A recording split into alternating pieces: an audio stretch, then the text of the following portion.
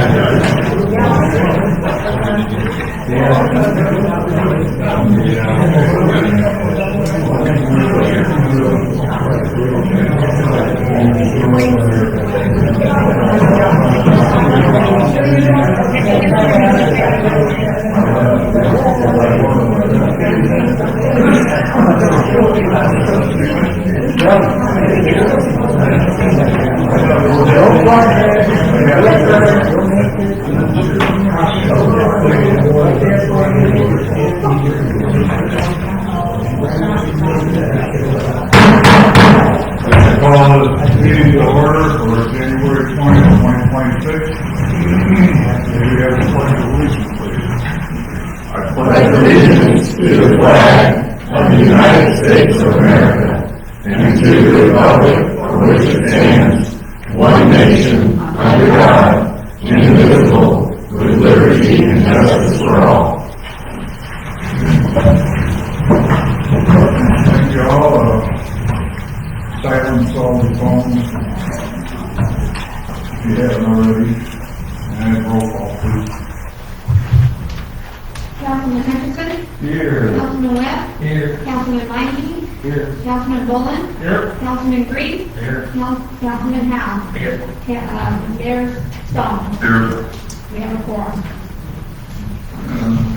Have you guys, have any questions on council meeting minutes from December 18th, 2025?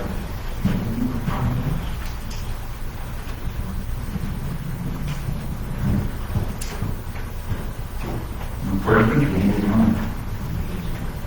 Any questions on the treasurer's report?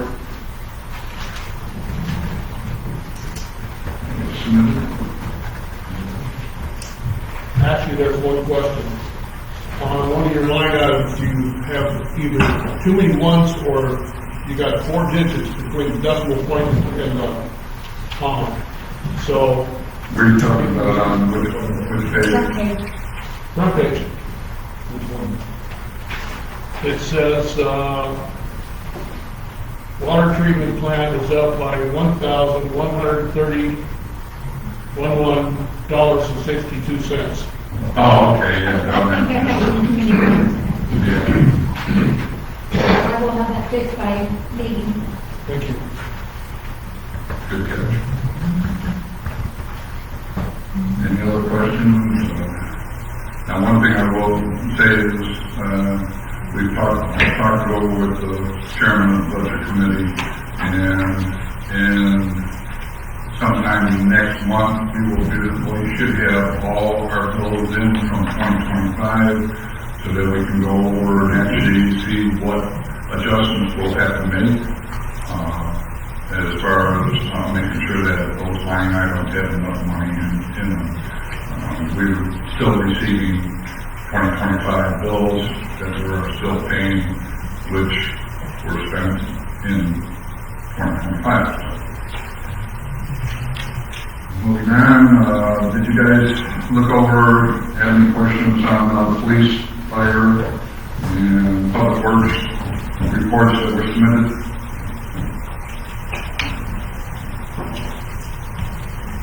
I had a quick question for the chief. Are we getting more details on our reports than we've been getting? This one just seemed a lot more detailed than the last couple ones that we've gotten. Trying to do it the same way each time. Okay. So if you see some details in the daily activity log, what I do is I just print off the last day of the month because it has all of our totals. And so if somebody works that last day, that last shift, that's why there's extra details in the next activity log. I just didn't know if we were changing the format of it, if we were always going to get that much detail. This seemed like a little bit more detail than we got before. Just trying for transparency reasons, trying to make sure you have all the information you need. Okay, great. Okay, thanks. Bill, I'd like to say something. Yeah. On Rogers, water field, and then on the street department, Phil does. Now, I'm not trying to micromanage people by no means either, but I think it would be nice if they just documented maybe where the water leaks were fixed. I don't know if you can document, address or subdivision or, you know what I'm saying? Yeah. I'm sure we can do that.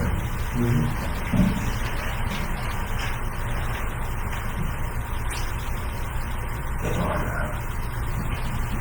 Is that all your meeting? I just think it would be helpful for everybody. Okay. I mean, like what, Phil's got, it says, help with water department fixing water leaks. I mean, not necessarily on his report, but maybe on Roger's report, fixed. Like my address, 146 Masonbury, or the subdivision itself. Right. I'm sure if there's something we can do, Erica. Yes.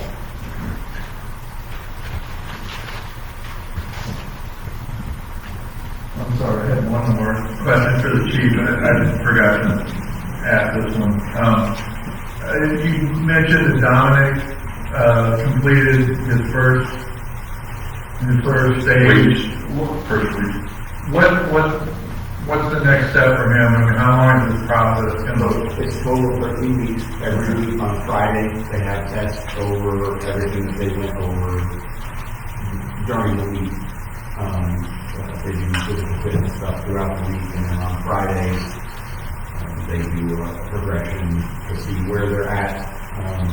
If they've gotten any stronger, lost any weight, that kind of stuff every Friday. And then they also do academic tests. So he passed the first week. He's back at the academy this week. So we got, after this week, he'll have 11 more weeks. Okay. So graduation is set for April. All right. Great. So they're all consecutive weeks, and there's no break in that? Okay. Great, thanks. And to go along with what you were asking, Joey, like on Phil's survey of all streetlights in town, what I had them do is I had the police department go around at night on a night shift and find out where the streetlights were out so that we could get the numbers off the streetlight poles that energy needs to replace the bulbs. And I didn't notice last week they were actually changing bulbs. So I don't know if we've got them all. We had over, I think, 60 that were out. I just figure if you maybe had an address, not necessarily an address, or a subdivision, Right. What kind of break it was. Yeah, the city could look at it and say, we're having numerous breakages in this area. Right. Something to look into. Yeah, our biggest troubled areas are McDonald Meadows and Woodstone. Those are our biggest areas, and a lot of them in Woodstone are underneath the road.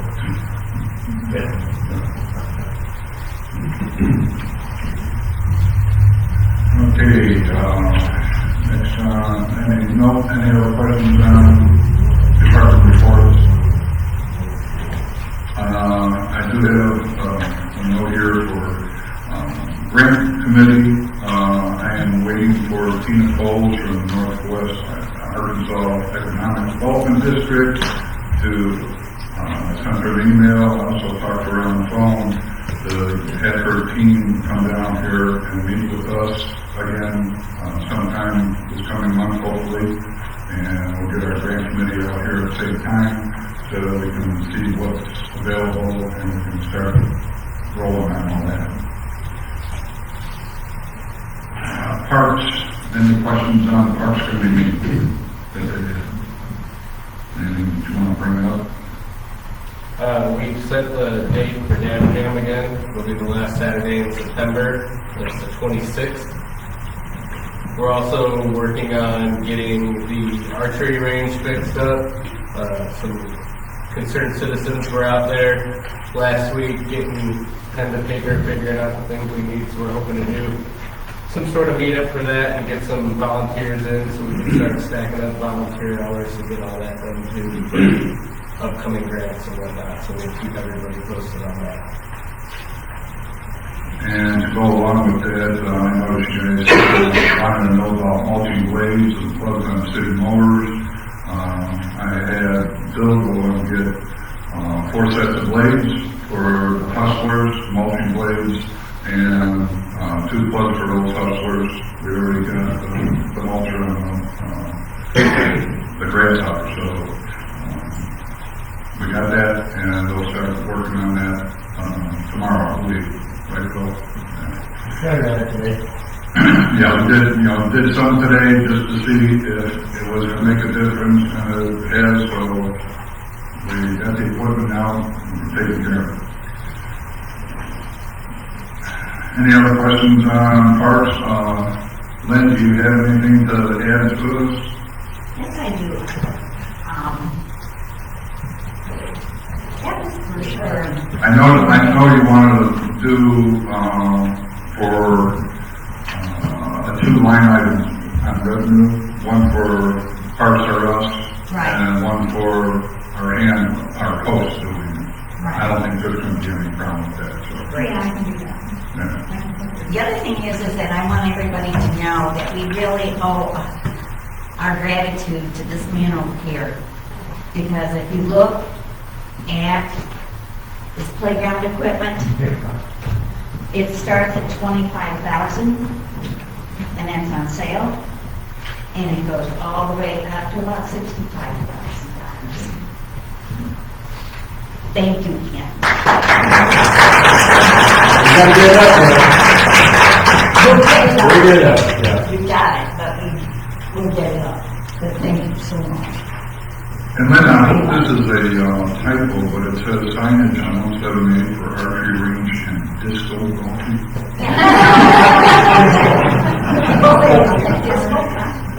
Just this. It's just, I don't know if we need to light out there. Some kind of notice to let people know that we have both down at campus. I want to piggyback on that comment about disc golf as an end user. We walk our dog through the park a lot, and every day we have been down in the park in the last maybe, a month. There have been people playing disc golf every single day.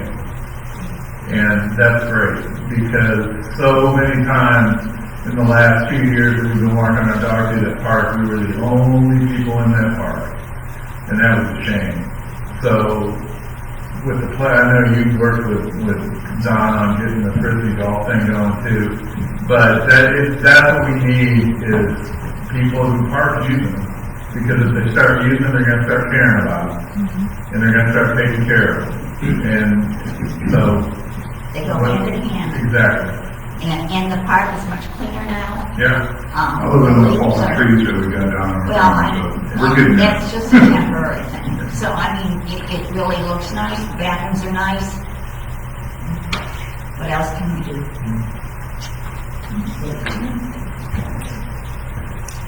Any other questions for Lynn? Planning and zoning? We have a Rick?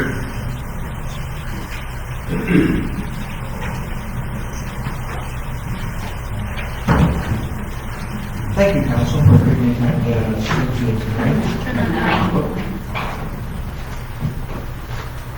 I guess we'll start with new business. I sent in a report, and I don't know if you guys had any questions, but I just wanted to let you know that we lost another member to the planning and zoning. He happened to be our secretary, and after quite a bit of discussion, Penny Anderson offered to be our temporary secretary for planning and zoning. She was not a commission member. She was assigned partner to the commission, so she's offered to help us for free, so we greatly appreciate that. And then also, I'd like to show you guys this book. If you guys want to take a look at it and pass it around. We adopted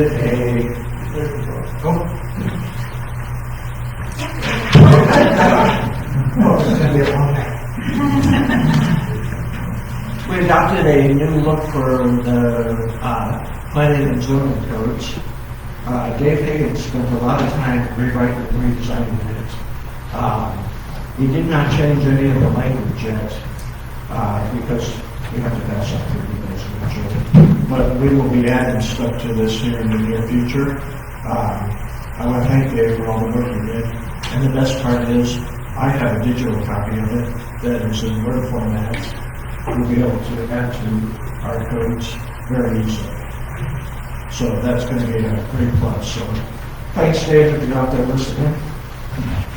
And then also, we discussed adding light industrial language to our codes. This is not a recommendation to you guys tonight. We need to have a public hearing first. We have not set up a public hearing for it, but this is a way to help bring business into full Shoals. We don't feel that putting all our eggs in the tourist industry is going to help full Shoals. We need to bring business into good paying jobs. And what this will do would be to allow people to, say, build trailers, fabricate boats, assemble e-bikes or something like this, work on kayaks. These kind of small businesses. We're not looking at a huge factory of any kind. These are small businesses. They will be in our commercial districts, and they should be quiet, working basic 8 to 4 hours, not 24/7. We're not going to allow 24/7. So we'll be setting up a public hearing for this in the very near future. We have quite a few variance requests that have been asked for, and also rezoning requests. Well, we're not interested in having a dozen meetings in the next 2 months, so we're going to try to combine a couple of them. So as soon as I hear on some of these requests, we will set up and have a couple of meetings all in one. So, any questions on light manufacturing? Perfect. And then we did have, as you know, some signs moved down in town. We have a variance request coming up. That's going to come up here real soon, and we'll be discussing that. Hopefully, that will be one of the ones that will combine this together. But we haven't heard back, so until we do, we make no decisions on it. So, with that said, I sent you guys an email, and in general, we want to talk about where planning and zoning is going and what we want to accomplish. And what we want to see is enforcement of our rules. And not selective enforcement, but enforcement right across the board. This will be all our rules. It's not a pleasant situation. Somebody's going to be mad, I'm sure, but it has to be done. And we were hoping that the council would be on board and we can work together on this. If we don't, we're not going to be able to move into the future if we're dividing the city entities. The commission has all the authority to start the enforcement, and we're going to be the ones that interpret what the codes say and the intent of the codes. So with that said, we are going to try to do something, but we want you guys to be on board.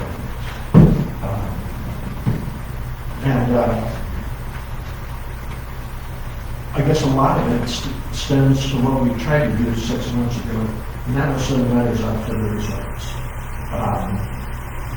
We didn't get very far with that. We had a couple people complain and felt that they were threatened.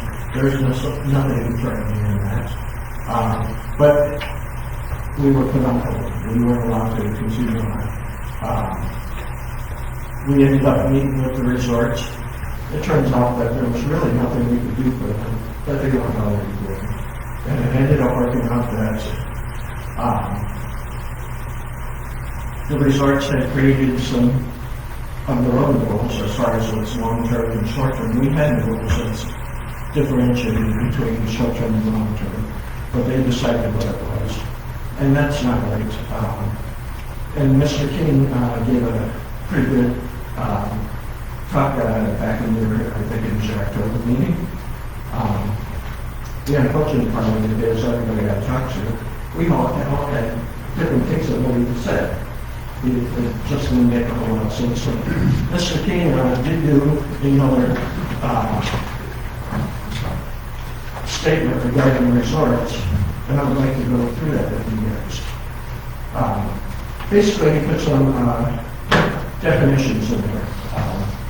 They're not going to be something we're going to discuss tonight. They're in there. But the commercial resort district, the general description is what's in our code. He wrote it word for word. And probably one of the biggest things that you're going to hear tonight is when we use the word intent. Our codes are all based on intent. None of us on the commission, none of us have crystal balls. We don't know what's going to happen a year from now, 5 years from now. But we're trying to create an atmosphere that this is what we intend the city to look like in a year, and in 5 years. Likewise with this light manufacturing, we didn't say what business it was going to be. We'll see what comes along and make decisions as the time goes. But throughout this report that he gave, he made a few notes, and we're kind of in disagreement with some of them. One of his first notes is the zoning ordinance does not specifically include monetary penalties or fines that may be levied in the event that a property does not obey the zoning ordinance. I handed out a sheet to you tonight, page 47 of our codes, and right on there, you will see it. We have penalties. The only difference with our code book and all the code books I've seen from around the state is most of the other cities put the penalties in the very front. So people saw the penalties right up front, and it was on the ours having to be in the back. I don't see that a problem. It's still there. So I think that's something that we don't have to worry about with that. And then he had made a couple other notes on here, like Arkansas does not, in its state law, explicitly define the length of time when discussing tenancy. There is not a minimum or maximum length of stay after which a person automatically becomes a tenant. Rather, yes, under Arkansas state law, he's somewhat correct on that. But there's a little more that goes to that. He kind of stops short of giving you the whole answer. And in Arkansas, staying at a resort or hotel for more than 183 days is generally considered long-term housing or a non-transient stay, and you would likely be considered a tenant with associated rights. As we heard from the resorts when we were talking earlier this year, one of the great resorts had a problem after they had somebody stay in them for 60 days, 90 days. They couldn't get rid of them right away because they had tenancy rights. And this is something important. And then also, Arkansas Administrative Code, the Department of Finance and Administration, they have a definition for residency determination. And the word they use is domicile. And any person domiciled in the state of Arkansas, domicile is comprised of an act coupled with an intent.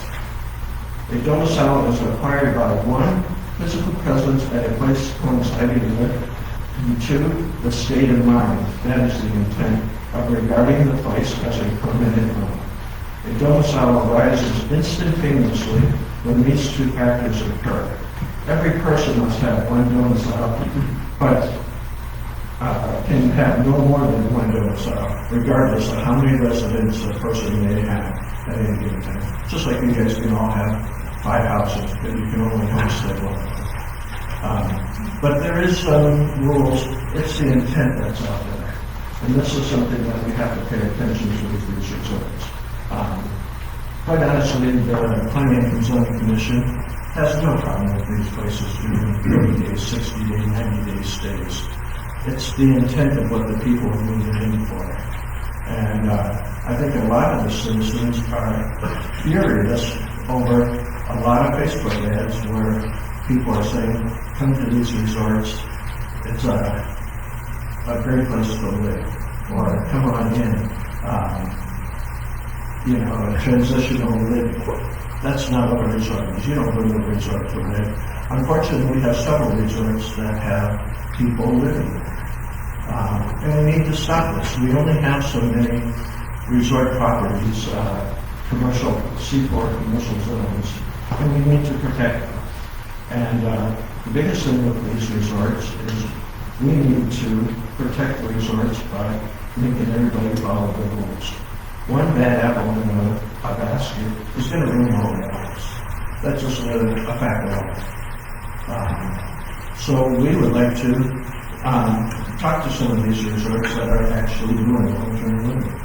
And this is something that we need your support. If you don't want planning and zoning to enforce our rules, let us know. We'll find something else to do. We really want to see both Shoals move forward, but we can't move forward if we don't protect our communities. Any questions? With that said, I would like to also go back to, we sent you guys a lot of changes that we'd like to make to our codes at that table. Not sure why we tabled them all. I understand that when our attorney gave his speech to the council, he threatened everybody with a bombshell of lawsuits. That's not going to happen. That's just not the way it works with planning and zoning rules. If somebody doesn't like what we're doing, they're going to get a citation. They go to court. If they don't like that, maybe they can sue us. But, I understand the city has a lot of lawsuits right now. But guess what? You guys are figuring it out. You only have one on your shoulders, and it's an employee. The rest of them came from the bad action to past administration. Don't do that, LMS. We want to make sure things are going right. And if somebody wants to spend $10,000 or $20,000 to sue us over our intent, good luck at proving it. Intent is hard to prove, and the nice thing is we don't have to prove it. They have to prove us wrong. So, I would like to go ahead and see if you guys have any questions on these changes. A lot of them are definitions, and really one of the more important ones is the very first one, and it tells how we're going to determine the definition of a word that's not already defined in the codes. And that's through the standard dictionary. We're not going to try to find 5 different ways of finding the word. It's the standard dictionary. Hindsight, I wish I would have put Webster dictionary, but if that's something you guys have the option to allow us to change that, I don't think the public will object to us doing it. The second 2 changes are definitions. Well, actually, yeah, 2 definitions: transient and transient use. These are words and phrases that we use in the codes. That's the only reason we're in there. With that, I want to add, under administrative and government law, jurisdictional criteria. Some jurisdictions define a transient as someone residing in a place for less than 30 days, while others might extend this period to 90 days. Local governments often adapt their criteria to address specific community needs. And this is where. You got 30 days. Yeah, 30 days is the general rule of thumb.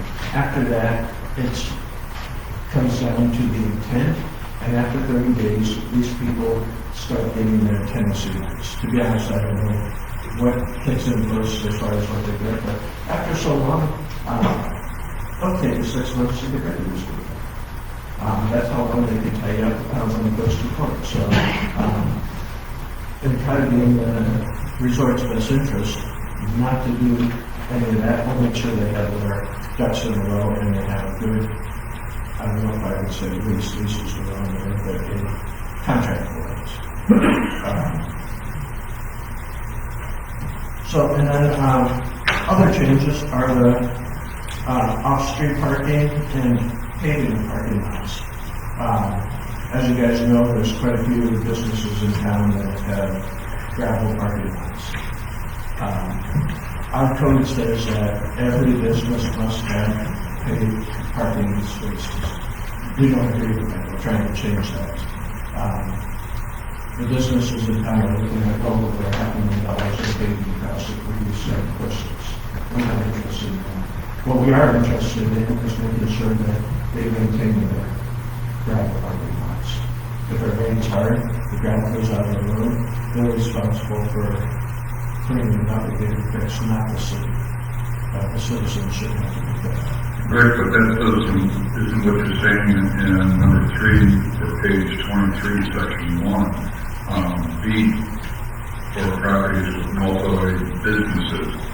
You're requiring them that have multi-businesses on their property to have a paved or concrete surface. Yes, the multiple businesses, that would be like a mini mall or something, What about ones that have been here for years and they're gravel? to be honest, I don't know when that is out there. The student fall on the curb there. That is, one owner, it's not multiple businesses. He rents out to multiple businesses. It's a mini mall. Yeah, but in the top it says responsibility of the owner of the property shall be remediated immediately. So, we're after the business owners, and we can change that language to make sure it's clear. I'm just saying that, Yeah. he's been like that for years. Yep, absolutely. He's one of the ones that's And concerned. now he's taken, upon himself to fix his own parking lot. Yes, and he's done a very good job of it, correct. Could he apply for a variance? If that was, if it went through as worded, could he get it? Is that an option? It would be an option, but I don't see a need to do that. We should be able to fix this by allowing the gravel parking areas. The main reason this came up was we had a citizen's complaint earlier in the year that complained about another business, and dust that was being created. Well, you know what? If you have a gravel driveway and that's how you want to run your business, if you have a dust problem, that's your problem, not ours. What I worry about more is the gravel going out into the road, and people taking care of it. So, I would like to, we will, amend the language on that, if that's okay with you guys.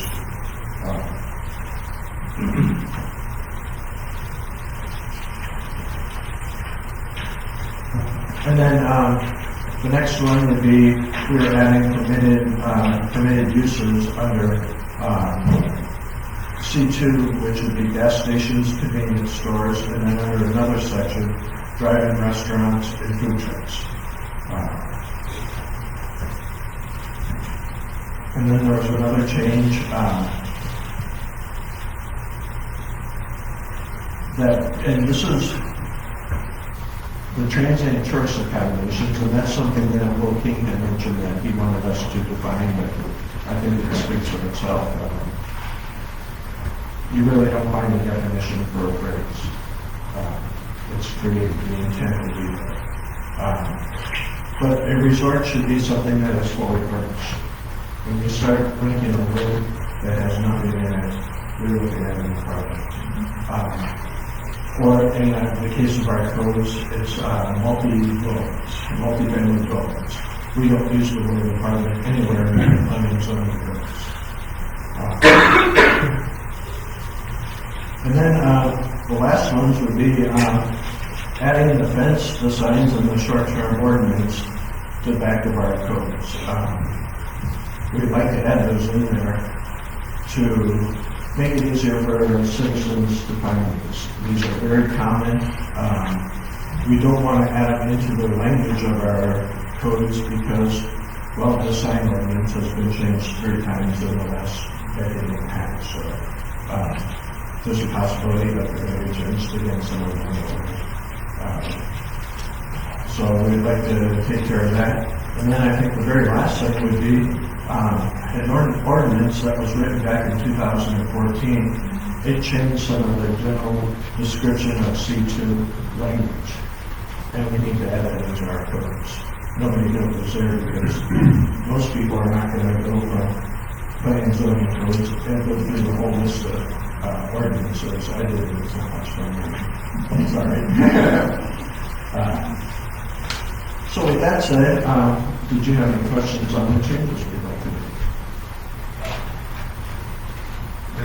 A little bit, I got 3 things to hit on real quick. Sure. First is the light industry manufacturing.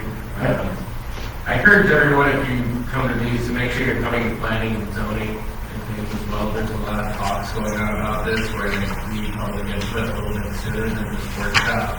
The last one I was the only audience member, and there was a lot of stuff for the community that they really needed to know. So I don't know if we need to do just a little bit better job of announcing those in the city or what, but it's important people come to the planning and zoning meetings as well. Going back to light industry manufacturing, we have a lot of real estate in town that's empty. I know we all have ideas of different things we'd like to see come to town, and I don't think I have to convince anyone here that tourism is the forefront of my mind when it comes to making town for the city, but realistically, if we don't start broadening our horizons on how we're going to do things, we're missing out on vital money. We're not saying smelting plants or things that are going to cause serious issues, but we have larger buildings in towns that can accommodate certain types of outdoor recreation, manufacturing, and things of that nature. So I think it's time we kind of start looking outside of just fishing and mountain biking and camping, as much as I think those things are important to our area. We need to start attracting different people to this town and hopefully start doing something about our empty real estate. And this kind of allows us to broaden our horizon. As far as paving the parking lots, you know, from where I stand, especially with how many businesses we have in town that have those, you know, you're not looking at anything less than probably $50,000 to $70,000 for a larger scale parking lot. I don't know about anyone in this room, but if I was a small business owner, I don't think I have an extra $50,000 to $70,000 to toss around in this economy. So I think it would be in our best interest to, whether it be a resolution or whatever, to make that kind of a thing until we're back in business and all those big tariff checks we were promised can roll it in. But go ahead. And actually, we have to do that. We've already held a public hearing on all these changes. Planning and zoning has approved them for recommendation to you guys. So basically, you say yes, and we go into the cool. So that's all that has to be done. As with all these changes that we made, we get called a public hearing, and they all got passed out at the same time. So, yeah, there's no resolution needed, no ordinance, we've already taken care of that. That's part of it. Good. Then kind of the elephant in the room. From my position, I was really wanting to see this from the lawyer and you guys. I had asked for it because we kind of walked into these situations where we're pulling at everything and trying to discuss 15 things at one time. We'll say, well, this is this, and this is this. Well, finally, we have some clear-cut answers here. And I think they're rather definitive, and I think that word intent means a lot. I don't personally see an issue with people that need to stay for 30, 60, 90 days. Plus, if their intent is, we are going to be leaving this location. You know, we're having our house built, or we're exploring the Ozarks, and we're using this as a base camp.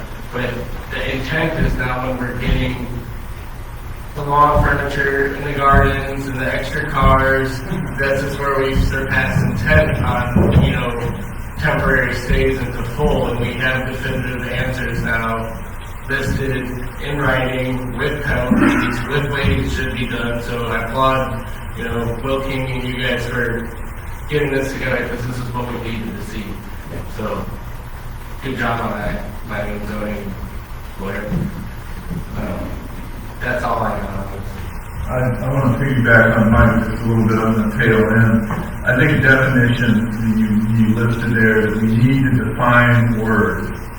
And that's important because there's nothing more maddening than having somebody play word games and say, well, you know, what's a resort? Or, you know, what's long term? Or, you know, I don't know the Latin name for a hippopotamus, but I know what a hippopotamus is. Okay? I mean, we need to codify these things so that there isn't wiggle room to just play around with that. Because I agree 100% with Mike, is that we've got to be specific so that everybody knows what the rules are, and then we can enforce the rules. I mean, as of right now, with everything that planning and zoning and the lawyer has given to us, if you're asking people to sign a lease for a stay, you're in violation of our ordinance. Plain and simple. And if you want to do something like that, then you have to go through a request for a zoning change that requires a public hearing. Right, all you have to do is log on to Facebook and see all, I know. you know, I saw it today. It's maddening. Yeah, we have people that are trying to put resorts out there as transitional housing. No, you are most definitely zoned as a resort. And we we want have people to stay for a transitional time where they're only there a few months, fine, but there isn't this living. We have all worked really hard on this council to bring tourism back, to bring fishing tournaments here, to bring things here, disc golf, or disco golf, if you can. And you know, things that are going to bring people into this town. And I've got a friend who's coming fishing at the end of this week, and literally he, you know, was just like, I'm staying in Canada because it's just easier, you know, and that's just money gone. We've got to have beds for people, and I agree with Mike, we can't put all of our eggs in the tourism basket, but we at least have to have that basket.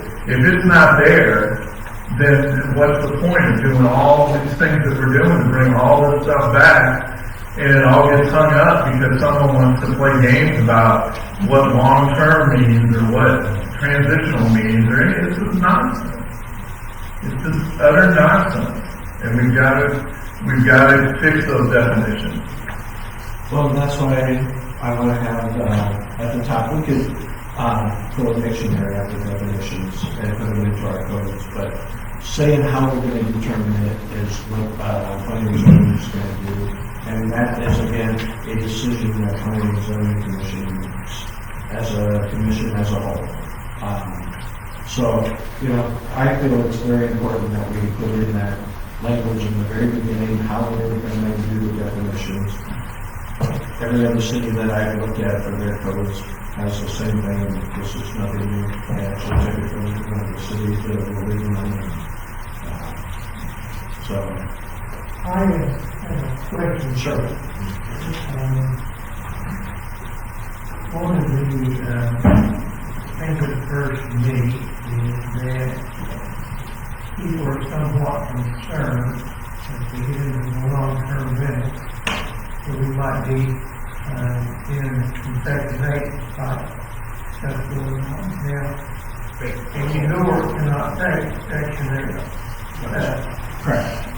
So, if what they're doing in a longer-term rental jeopardizes their resort status or impugns on it, then they didn't head in the wrong direction, if you see what I'm saying. Now, there's a zoning change required if you wanted to go the other way and do a lodging as opposed to a resort. But resorts have a tough time, and some of them are wanting to mix it. We've got people who want to stay there for extended periods. One of the ways that we can do that in other places is, some others stay for 30, 60, 90 days in one room, and they have to change rooms. Yes. Well, actually, this was a major discussion that has taken place over the last several months, including with the attorney, your city attorney, and it was illegal for us to give out conditional use permits to allow this. It's allowed. It is the intent of what they're staying for is the key. We have no problem with people staying for 30, 60, 90 years. It's the intention of why they're staying is what's going to make all the difference in the world. And again, it's a judgment call, but that's why you have planning and zoning. Well, I just asked him a question. Sure. What I know is that the demographic in this part of the world has changed. Okay, it's not what it once was. Used to be, people went on vacation every morning to go away. Now that's not necessarily true. You've got people who come to the fish, who can offer the fishing. And, I'm not saying people aren't fishing anymore, but we don't see the numbers that we once did. 10, 15 years ago, we had lots more people coming. And so these resort owners are trying to hang on by their fingernails, but we're not getting tourists by the big numbers. And so, if they can survive by the 30, 60, 90 days thing, then if they're not, how do they feel? What are they saying? Is there some way we can accommodate that and not violate your feelings? It's already pretty much been determined through what the attorney has told us, what he has written here, and it's basically the intent of what they're doing. A great example is traveling nurses. Many of these resorts have relied on the traveling nurses to come in. They're not coming here to live. They're coming here to stay for a short time period, and then they're gone. It's the intent of why they're here. We have no problem. We never did have a problem. Our problem from the very beginning was people that were living in these resorts were in excess of it. Well, they're not showing their intent. Correct. The intent was wrong, and that's why we need to fix this. Well, that would give you the option at some point to say, hey, you can't stay here any longer. Yes, well, and if it ended up being 120 days, again, it's the intent of why they're there. Say somebody's building a house, and they end up with rain coming every 3 days. Our resort owners, what's their resort on it? Well, we had a hard time getting any of the resorts to come forward. We only had one resort that actually cared to come to most of our meetings. And they would like to be able to have some people during their off seasons, but they want to get rid of them come busy season because their money is in the trips. There's no way around that. A general rule of thumb is 4 weekend nights for a tourist is equal to 1 month of long-term renting that we do. The money, the math is there. These resorts know. The ones that don't want to be resorts anymore have switched over to apartments, and that's wrong. We have lost RFC for resort. And we need to fix that. They either need to be rezoned, or they need to be held accountable to be a resort. Simple as that. It's not easy, I don't want to be mean about it, but, the rules have to be followed. 1,948 citizens are following the rules just as they're written. 2 or 3 are not. Why are we changing everything for 3 people versus the 1,948? We're supposed to be working for the majority. That's the way I've always looked at it. That's how I've been playing zoning to be the majority. I got a question. Lynn, how long can you stay at campsite? 21 days. Now, if you move, can you move from one site to another, or you gotta move to a different park? You have to leave. And you can come back in 3 days.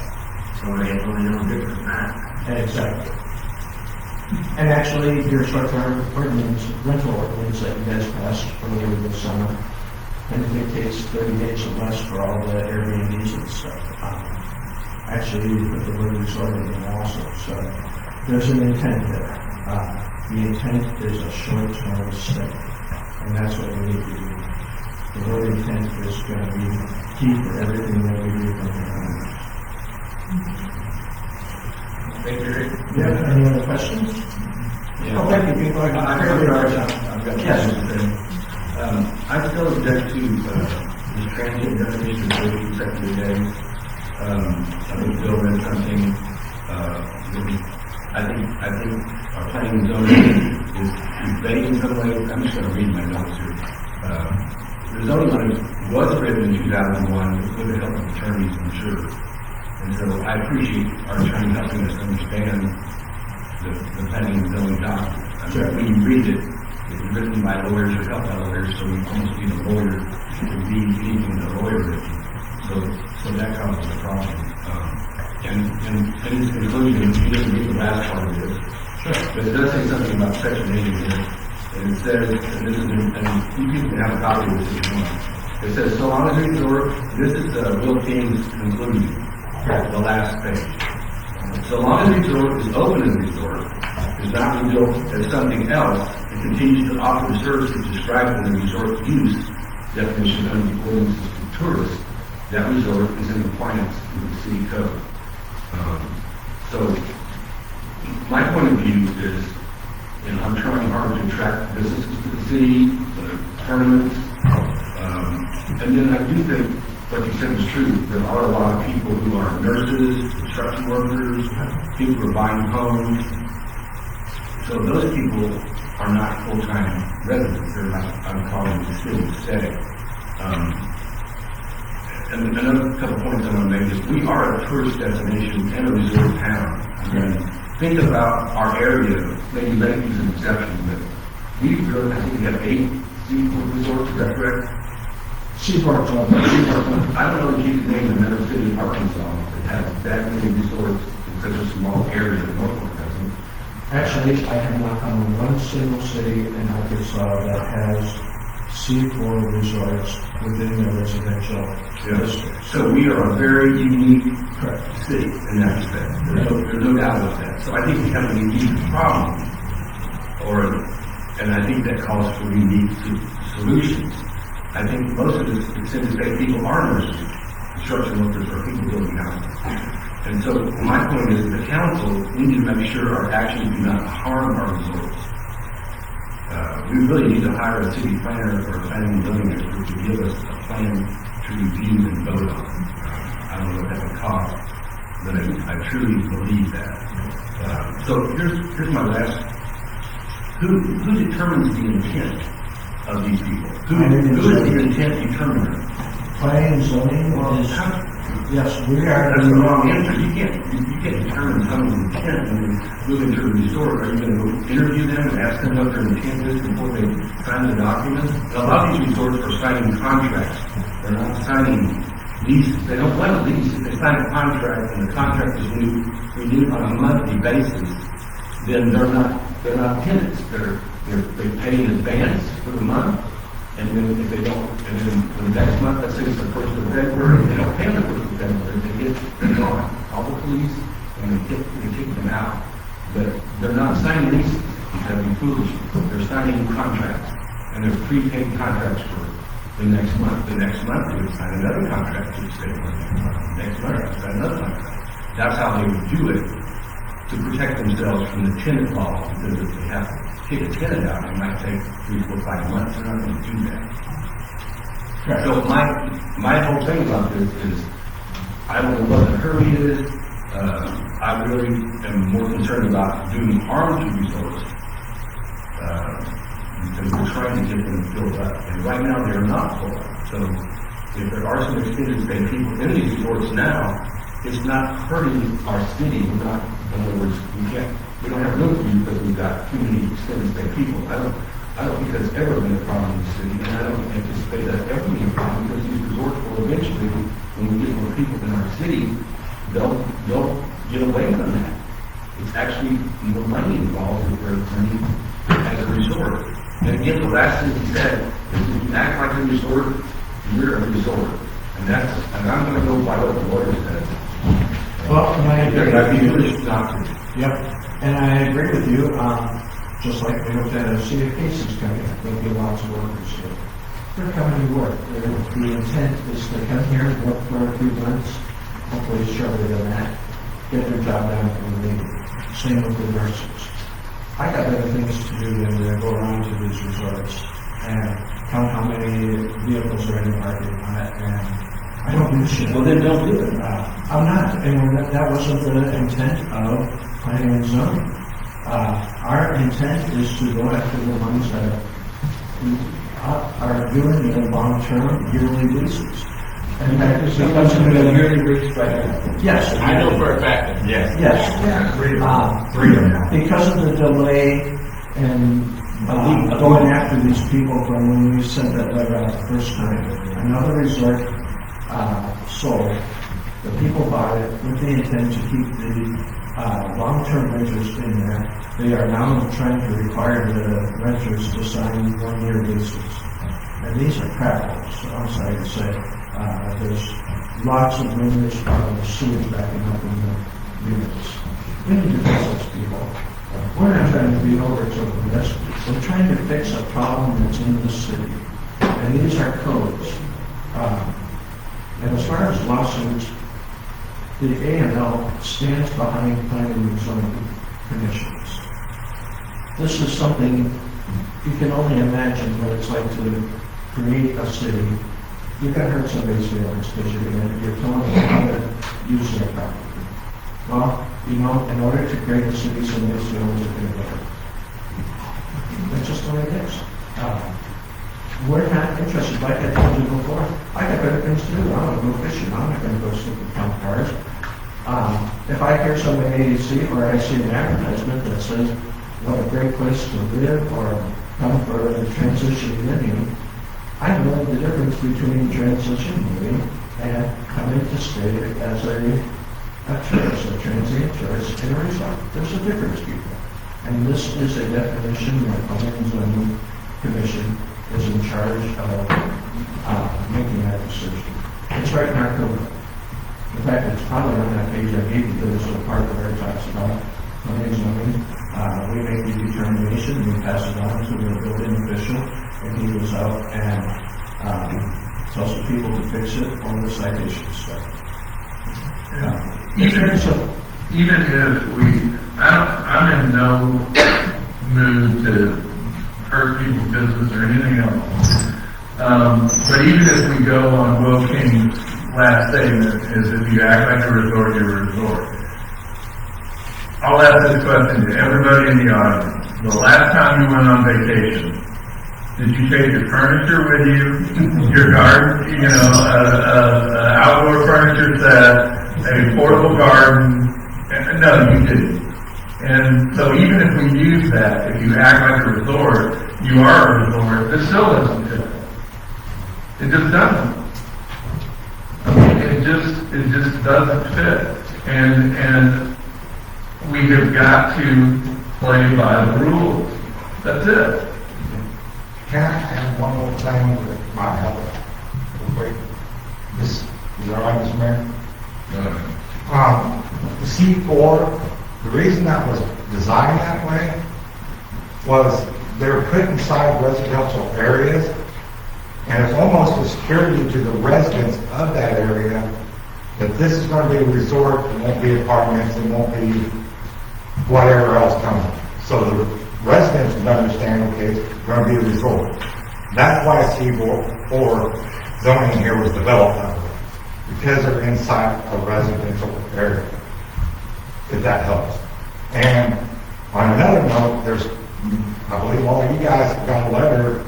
On the other end, there's residents threatening to sue if you let the resorts go to apartments or low-income housing. I'm just throwing in. That's the reason for C4. We're put inside residential areas, and the residents need to be protected too. Just out. And one more neat thing about our city is, I would say most of those resorts were there before any of those houses were built. You are correct. Maybe so, but not all of them. All of it, I can't believe that those Shoals all built up in the last 20 years. I know that my house was built back when the dam was built, so that's not true. I think my house came before the resort area. I'm sure over in the other neighborhoods, it's the same thing. No, he said no. Is that why I got 53? I can't, they're not really good. My house is not close to it, so it's close.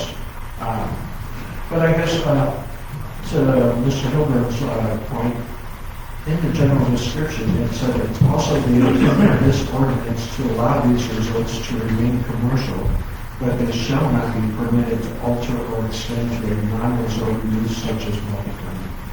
This was a caveat that was put in there to protect the neighborhoods.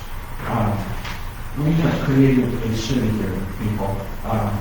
You don't put apartments way out in the suburbs, unless you're sprawling, not condos, you have nice. We have a town center. The town center is basically where the bank is, where the city hall is, the grocery store, the post office, the fire department, and it spreads out from there. If you've ever noticed, our city spreads out from there, it becomes single family from there on out. Putting, say, an apartment complex in the middle of these areas, that's not going to do any good for anyone.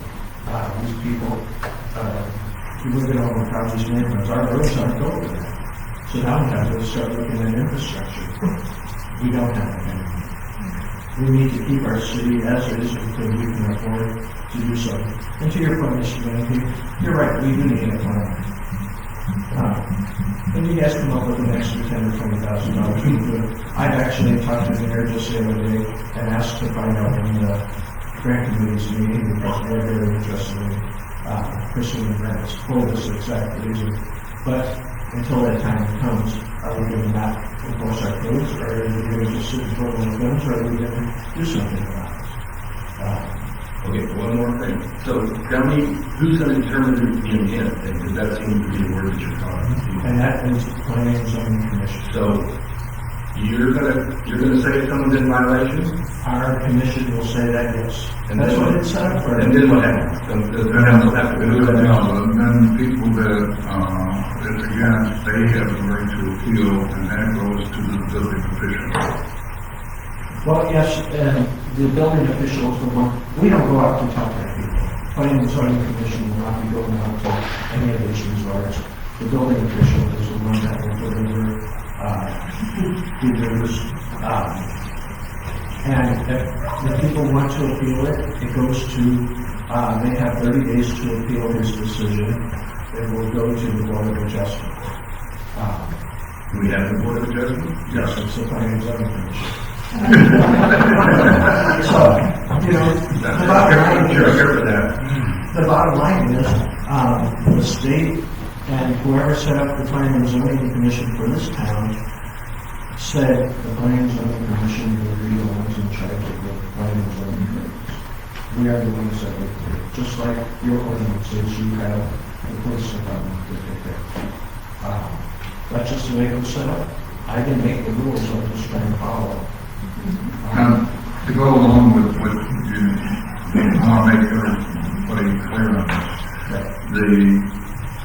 The ordinance states that if a resort no longer becomes a resort, it is then goes through the planning and zoning for rezoning to single family. Well, it goes back. Well, It could be, they have to decide what they want it to be. It cannot go to a commercial use. The reason the word commercial is in that zone at all is because a resort by nature is a business. Businesses are commercial. Therefore, the word commercial is in there. But the code says that they can apply for whatever they want. They can apply for single family dwelling R1. They can apply for R2, which is duplexes. They can apply for R3, which is multifamily, if you want to call it, apartments, or R4, which is manufactured housing. But they cannot go to a commercial. let me add to that. If they go to one of them, 1, 2, 3, or 4, Correct. they then can take Section 8 vouchers. Correct. However, nobody said there was a guarantee you're going to get some change. We could also, if the citizens say, we don't want to see it change, we want it to stay a resort, these people need to be a resort. There's just no question about it. If they don't want to be a resort, I think we need to sell and move on. Because that's what, if we allow everybody, all the resorts to come forward with rezoning, what are you going to have? Are you going to have a resort left? Yeah. And then we're going to have a tourist base. We can't afford to lose the 8 that we have. It's also important to reiterate, we're not here to dog on people who have people stay for 30, 60, 90, 120 days because they're coming. We're talking about people who are intently moving people into a resort to treat it as an apartment.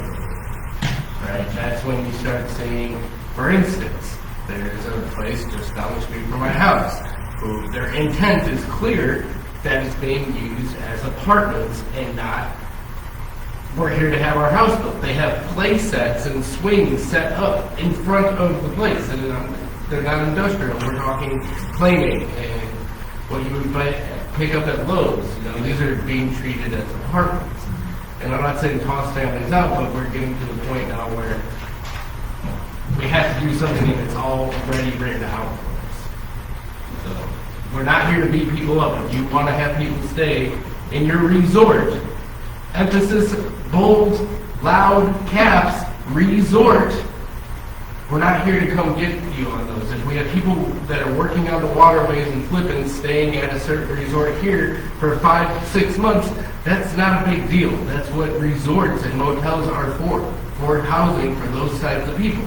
It's completely different when we're letting people use them as homes and having them sign leases. That is in violation of our ordinances. And just to be clear, out of the 8 resorts, right now, there's only 2, maybe a third one, that is in violation of our codes. The rest of them, we don't care about. They can run their business how they're doing it. They are in good standing. They presumably are paying their taxes. That's what we wanted. That's what we wanted all along. And like I said, if you guys allow this to continue, this bad apple is going to ruin it for everybody else. That's just the nature of the beast. You can ask the police if there was 5 bars in town and one of them was had fights every night. It's ruining the reputation of all bars. It's just going to happen. That's the way it is. Anyway, any other questions I can get answered for you guys? Thank you. Yes. And I do appreciate it if you guys would seriously consider our changes. We need to move forward on it. There's a lot of citizens that are anxious to make those changes happen so that they don't have to pay for the parking lots. Thanks. Thank you.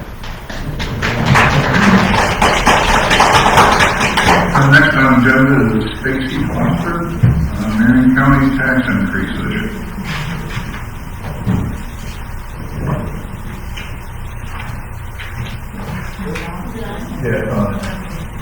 You just got to Thanks for letting me come talk to you all. I know what I'm going to come here and talk about, right? Last time it was the website, this time it is the Marion County Community Center. And I have not been with this project the whole time it's been started, but I have been with the project for about 6 or 7 years. So I do know a lot, but I may not be able to answer every single question you have. I did try to give everybody a fact sheet about the upcoming vote.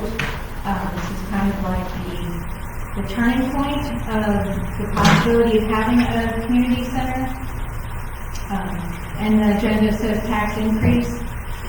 It is a 0.25% sales tax increase, I guess you could say, because we're just kind of replacing the 0.5% tax that's currently paying off the jail, and then just rolling that over to pay for the construction of the community center.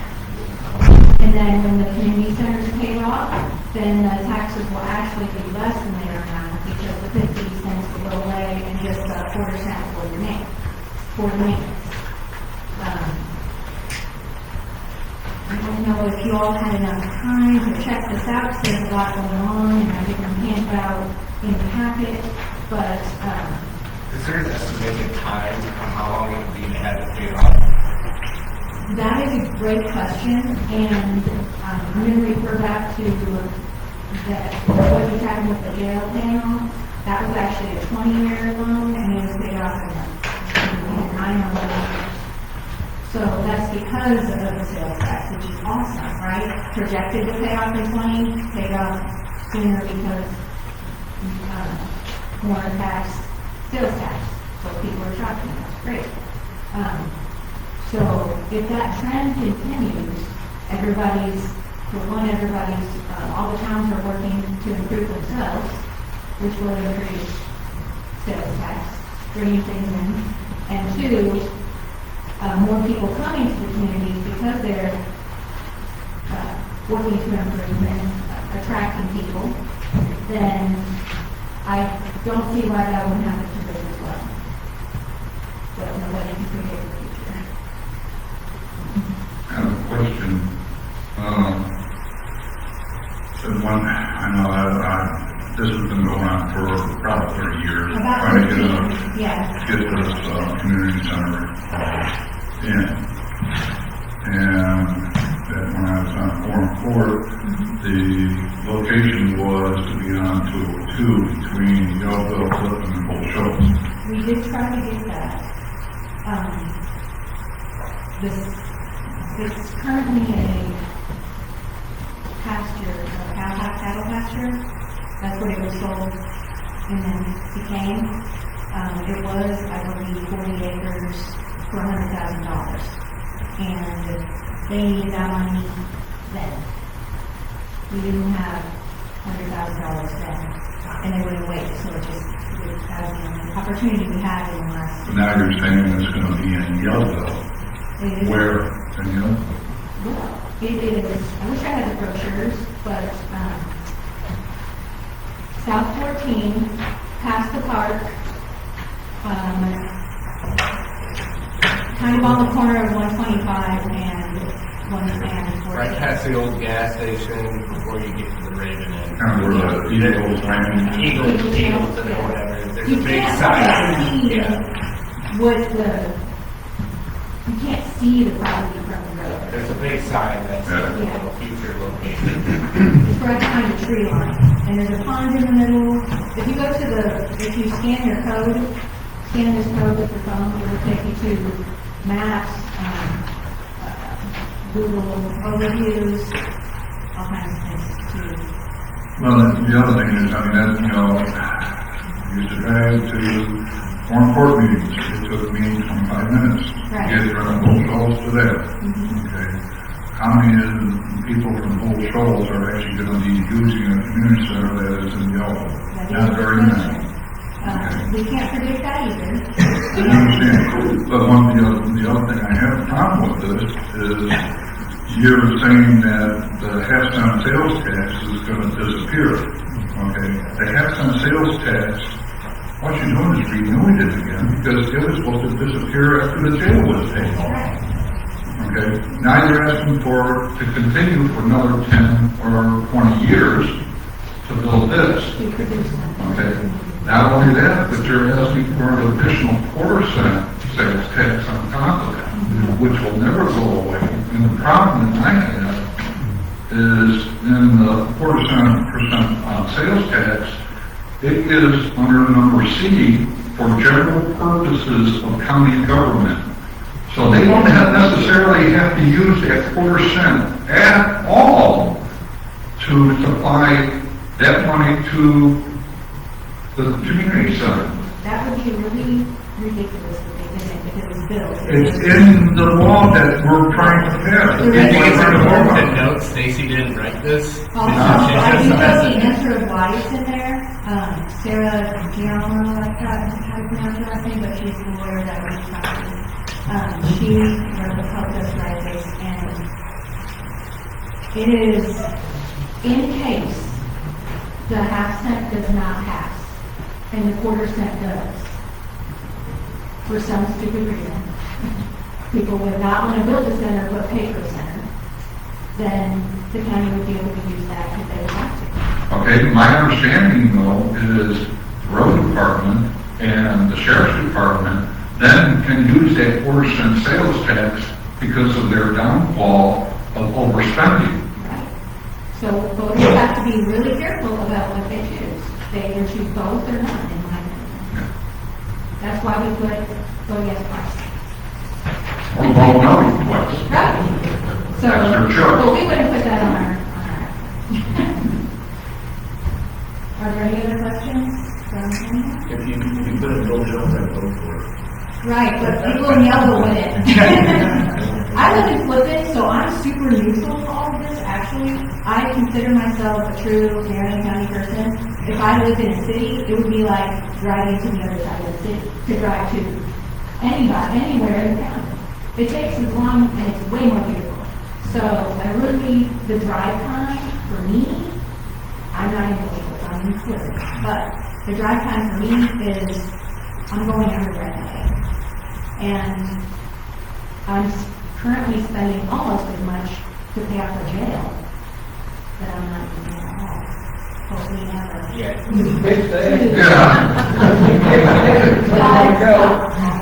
Now, Tracy, I appreciate you coming in and talking about this, but we need to also bring out all the facts on it. Yeah, definitely, absolutely. That's the whole thing. And a lot of these flyers aren't putting that out, and I hope that the people out there listening to this do their homework. Definitely. Tell me any other thing that we would need to put in this that wasn't clear on this paper.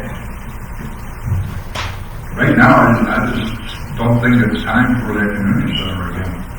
But that's up to the people. You know, if they want to pass that half-cent sales tax, you're going to have to pass that quarter-cent sales tax. Right. So, but what is not in this that we aren't disclosing or being transparent about? Well, the location, okay, Well, that's it was another just thing generally, that's done yeah, in the last. and like I said, that, you know, the better location was in between the three largest cities in this county. If somebody would sell us their cow pasture and let us pay for it, we would have that one. Right. They would not, I mean, we've been in 3 months, we don't have 3 months, we have, the school sold us that property. The school, had an open bid on wanting that property, you know, whoever wanted it came to that meeting. We were not the only one, I don't think, but the only ones who showed up. And they let us pay for it in the course of a year. Is that the same property that Sean Lane owned? No, we bought part, an extension of the property, from the property to South 14, like 3 acres right now. For the road, that is the entryway. Anybody else? Thank you, Stacy. Thank you very much. Councilmember comments? Bruce? Yes, I'd like to rebuttal. Okay, can we wait until citizens' comments? Sure, if you wish, but I may need more than 3 minutes. Well, I'd like to bring up the ALS building. I had the opportunity to sit down and talk with Mayor Stallman about this. From what I understand, we have a couple trailers full of metals and things that we can make some money off of. From what I understand, though, from Councilman Hutchinson, we still have a large laundry list of equipment, and sewing machines, and cords, and just a bunch of stuff. And originally the idea was like, hey, you know, we'll be able to sell this stuff and make a little bit of money, but time versus cost versus if we're actually going to sell this crap has to come into play too.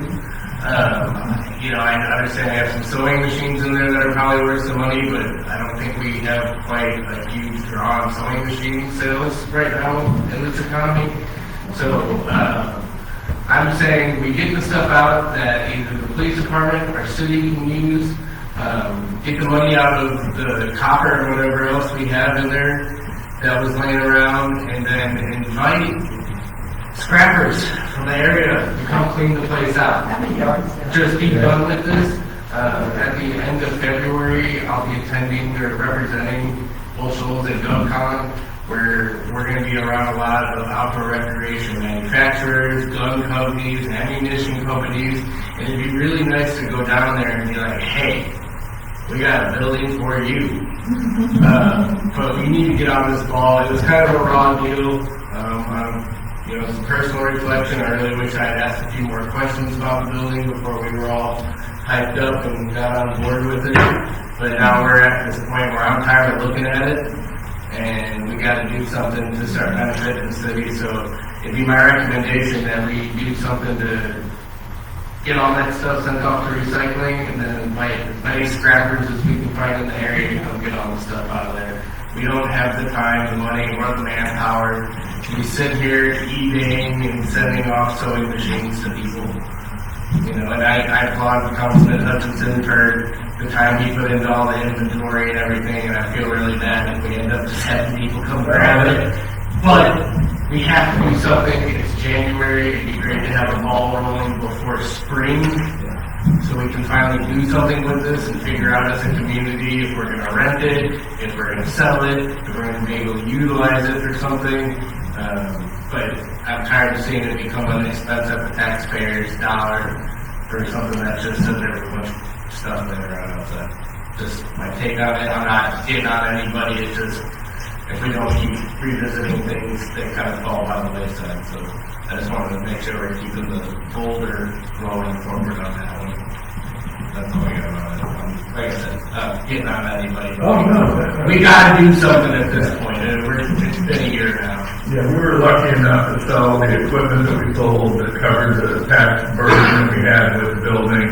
So at this point, we kind of broken even. But I agree with Mike completely. There's a lot of stuff in there. There are the two things that are worth money are the two commercial sewing machines, which I think we can probably sell and get some money for. But, there's printers and old computers and laptops that, who knows what. And that stuff is just, we're never going to sell it. It's just an albatross, and that's a great idea. So I would totally agree with you. And, at least we have an inventory of what we have down there, so not wasting time at all. So if we come to a point where we decide, we're able to get all those materials out that we want, the materials we want to sell, I'm more than happy to put together a graphic that says calling all scrappers, one weekend only, come and get it. And, we'll see everybody that we usually see with washing machines and couches on the trailers, hopefully there and get everything out so we can get the ball. Just my thought on it. We have an entity and an asset that we really need to start utilizing, just like everything else. News we'll move the art sale. Yeah. Anything. Any other comments for? I'm gonna just comment on a new business in town, the Blackbird. They also have this Mobile Med 3. I don't know if anybody has experienced these people, but I went to the office this week. I had a sinus infection, and in the next 2 days, my wife and son will come to our house. It's run out of Mountain Home. It's Dr. Patton, Inky Patton. He's the gentleman in charge of this, I think. It might be some kind of anyway, there's 4 or 5 traveling, they're not nurses, but they're physician assistants. And the lady I had is outstanding. So she was telling me that I could say something about this. She didn't tell me who it was in the city, but she said she actually prevented some people from going to the nursing home. So this particular lady, her name was Deb. She said I could use her name. She's outstanding. And so she makes the nursing home circuit. So from her experience, when she goes to see someone, she can tell whether they need to go to the nursing home or not. So there was an actual case in town here where she spent 3 days in a row at these people's house, and she prevented whoever this person was from going to the nursing home. Because she figured out what was going on and kept them in the house. So I was just completely impressed. I don't go to the doctor ever.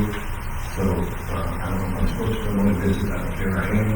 And there's a new business in town, and they're actually in the Blackbird Cafe on the other side. So you can actually go in for an appointment, I believe, between 2 and 4. but just call the number. Someone actually answers the phone and have the phone. And they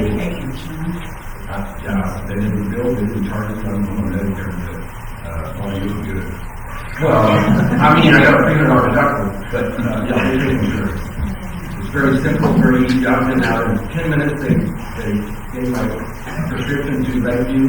I was giving out back home in 20 minutes. With my truck.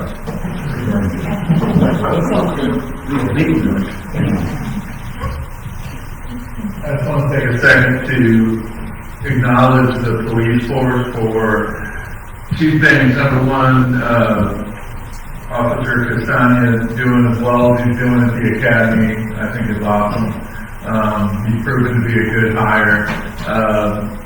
Also, both officers for picking up the slack when Chief Battle was out of commission for a little bit. It was awesome to see just everything work exactly the way it was supposed to. Seamless. The people of both Shoals were completely protected all the time. There was no panic, no nothing. Everything worked the way it was supposed to. So I just wanted to acknowledge that we have a damn good police force.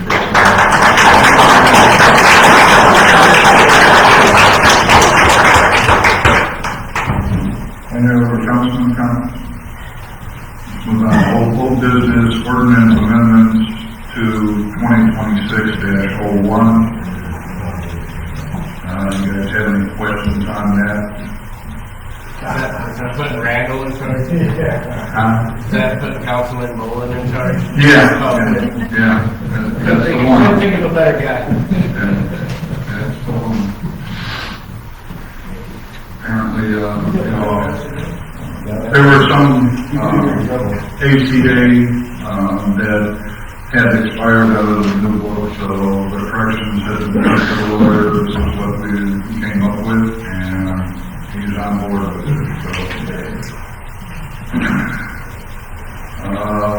The next thing is meeting place on rental over here. I don't know what, we have a contract that was signed by Mayor Nixon back in 2019 in September, and that contract with the Baptist Church had expired on 2020 in September. Since then, there hasn't been a good contract with them. The contract stated that it is $100 a year, and that I think you guys all have a copy of the contract, and that $100, they also had to pay all utilities, water, sewer, electric, and propane. Now, if you go back and read that, under E, it says, lessee shall be responsible for all utilities, including, but not limited to, electricity, propane, and tank rental, water, sewer, and sanitation. Yeah, they're supposed to pay for all. So how did we end up on the hook for $1,600 in propane? They advised, under the previous employees, it was said that, So the separate bill in 2024, I'm not sure what happened with that, if they made that or not, because it wasn't documented. But Susan went over there and gave them all the bills for 2025 that was needed, and they did pay that. Well, I'm not here to get out of that, anybody. I know this is a sticky situation where, of course, we've come across another contract that no one cared to follow up on, and now we're stuck dealing with it and having to have hard conversations. Obviously, the Baptist Church is an integral part of our community and has been for a long time, but the taxpayer shouldn't be beholden to a $1,600 payment because of a faulty contract that went out. No one here agreed to that, so we just didn't get this straightened out and let them know, And right now, we're holding on to the $100 check.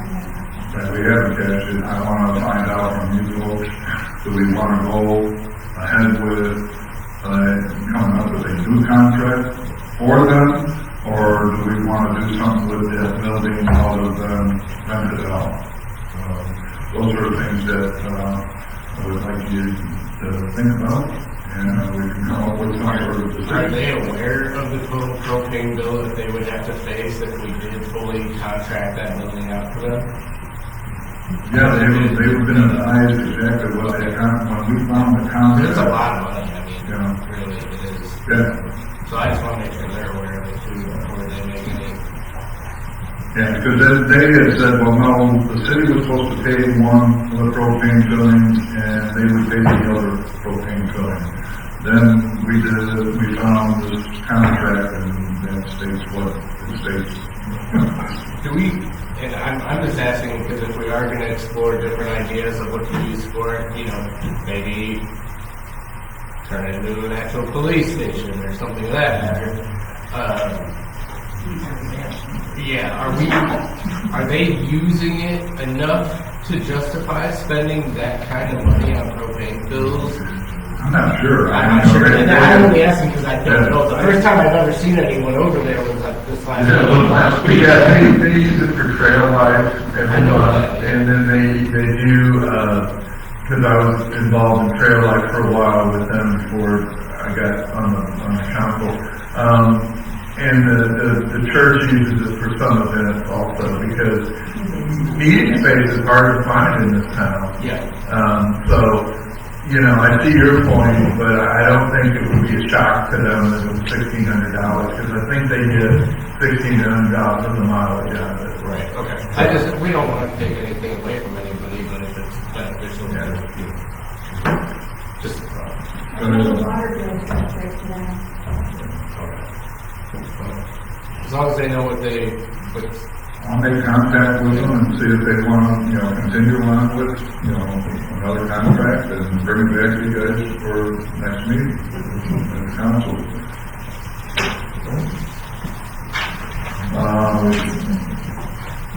Next thing is, storage containers. This was on the docket several months ago, last year. I don't know if this is something that we want to deal with. Do we want to refer to planning and zoning? So this kind of resurfaced because in my particular award, a fellow guide during that really bad windstorm when we were all here that night, we're all like, is the roof going to come off? He had a massive tree come down, trashed his carport, demolished his boat, and now we're trying to figure out, you know, how to store his equipment safely. He contacted me about a storage unit or a storage container, and I knew there was differences in different areas because of covenants, i.e. wood, stone, things like that. And we got to the bottom of it. He was able to, but it requires a permit, from what I understand. Now, I do see... There'll be a storage building. Yeah, storage building permit. My thing, you know, I know Councilman Ryan King had some things to say about storage containers being used in that manner, is length. I think that we need to really look into how long of one you can have. You know, someone slapping a couple 20-foot storage containers on their property isn't ideal for our community. Planning and zoning? Yes, actually, a couple months back, we discussed storage containers. And it was our decision that the second a storage container hits the ground on somebody's property, it becomes a storage shed. And storage sheds do require a permit because we want to make sure they're not put on the setbacks, it's allowable on the properties.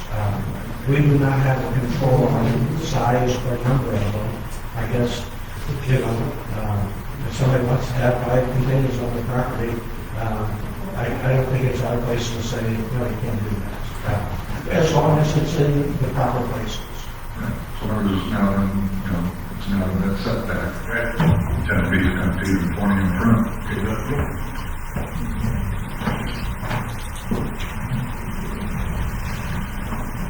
Next thing on, Netflix has contacted me a couple weeks ago, and said that they are going to be working on a new contract for trash pickup throughout the town. And I did make contact with another company, and MSI out of Yellville. And I did call another one in Cotter, but they're actually too small of a company to take on a big city.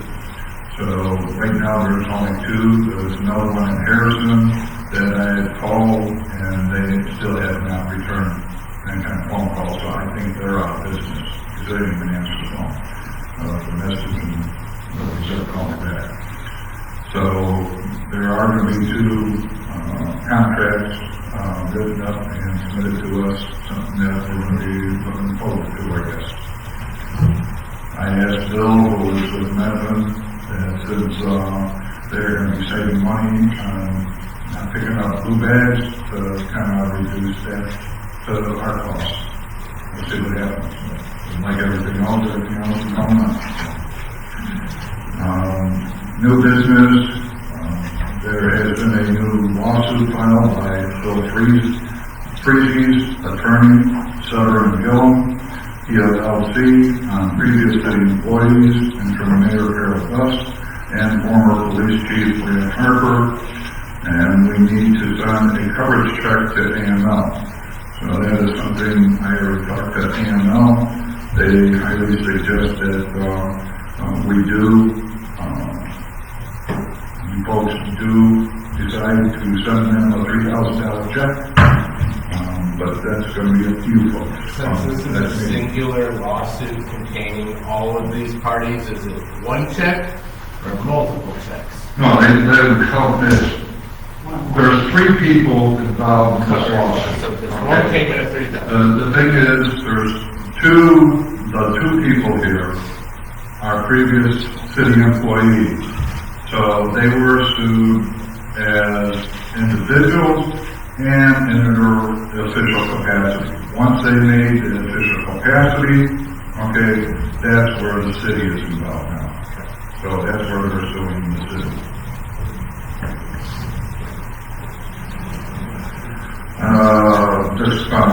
Discussion on 2024 audit results. We have to discuss this. Quite interesting, folks. Quite interesting.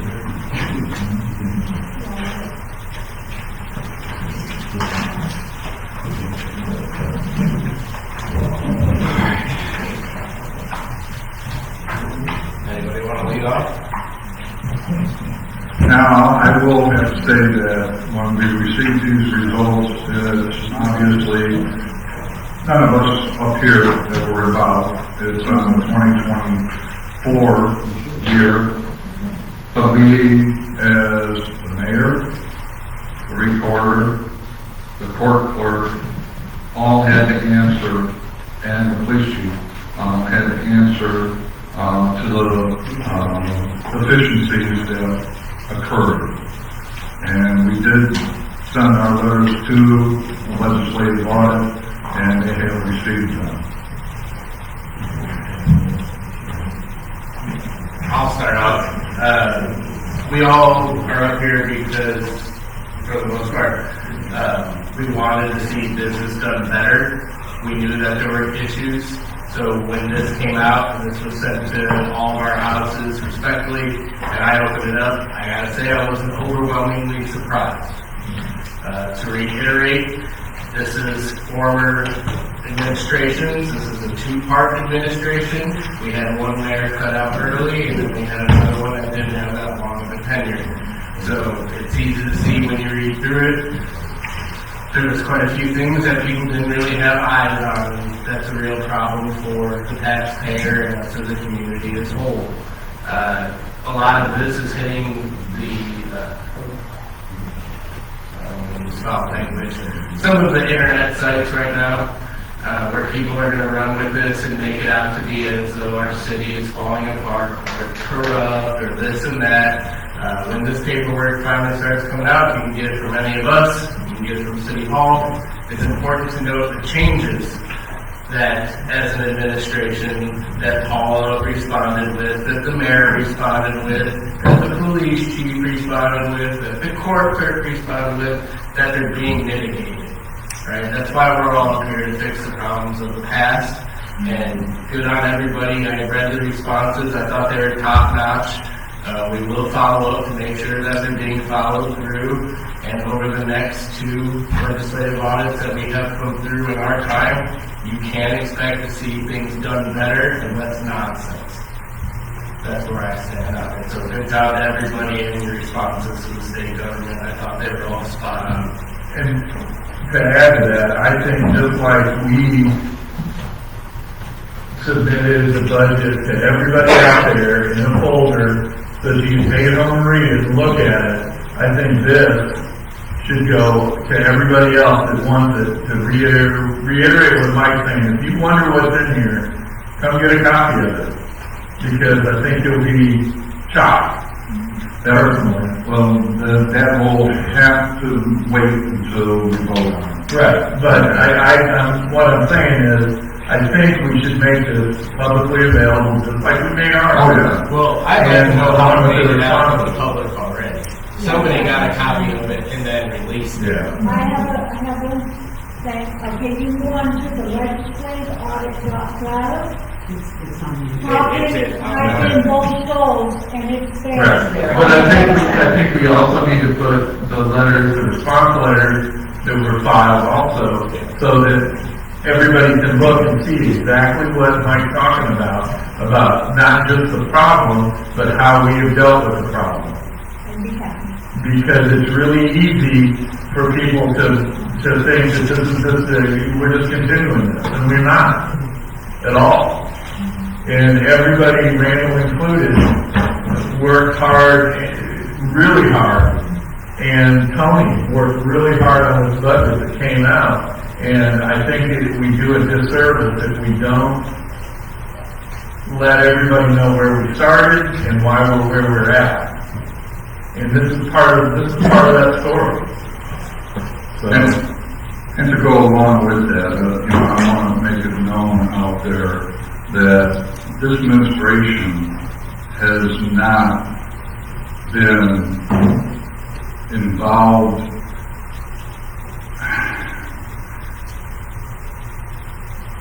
We haven't done a forensic audit, but we have done an internal audit. And along with this audit that was put out, there was theft of money from the city, from previous employees, and they will all be accountable.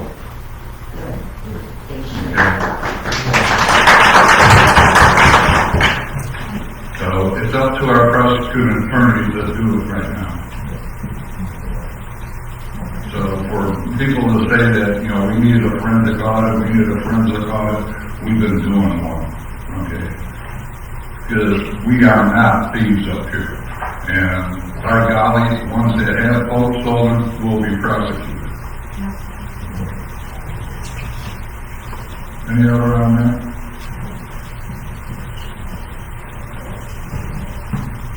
Ordinance 2026-02, water sewer maintenance fee. Guys have any questions on it? I mean, there's one of the reasons, right now we have a maintenance fee on our water department. That hasn't been changed in, the last time it was 2011. And at that time, it was a $5 maintenance fee to help pay for replacing the meters. We've been replacing the meters on an ongoing basis every month. But the $5, of course, like anything else, that pretty much is double, okay, in price to buy in our meters and our setters and all that. It costs just gone crazy. Does that cover fire, hydrant? Well, yeah, I mean, it's not just for meters, that's for maintenance of, any kind of replacement that we're going to have to do. With that being said, this ordinance is requesting $2 increase on the water maintenance fee.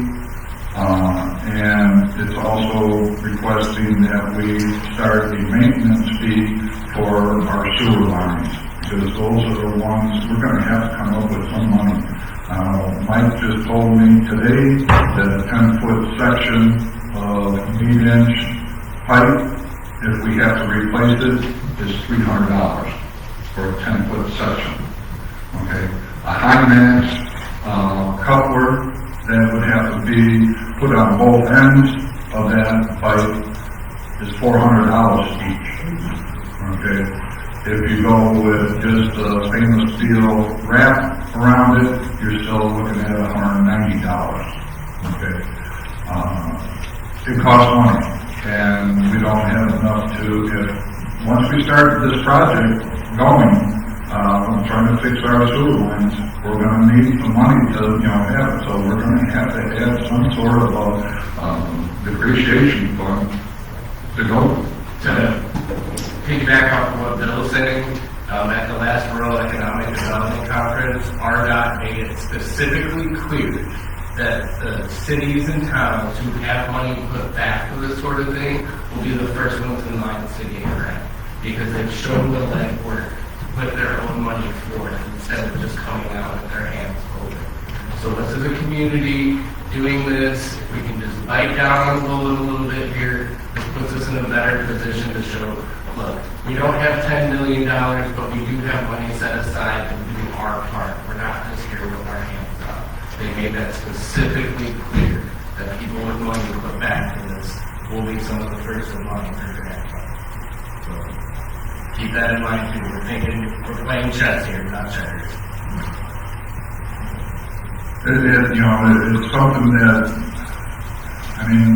over the years, we had to pay off the loan, but with that $5 maintenance fee, we should be collecting $60,000 a year, okay, just on that $5, okay. With that money, we should have, right now, over $250,000 in our depreciation. We only have 150. Why? We don't know why, okay. And we need to protect, this council needs to make some sort of protection that when we start putting this into a depreciation fund, it is used for that depreciation fund. So we got to guarantee it somehow that they can't use it anywhere else. And, the lawyer's going to have to help us on that. Did you guys buy water meters not too long ago?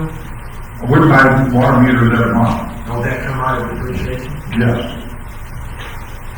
And we also have a water meter depreciation fund, okay, that we do, right? There's a water meter fund that We have water depreciation, what I have been paying for the meters just out of water revenue. out of water revenue right now. Yeah. If my water meter crapped out at the house, and I had to have a new one put in, what would it cost the landlord? It's not going to cost you anything. Right.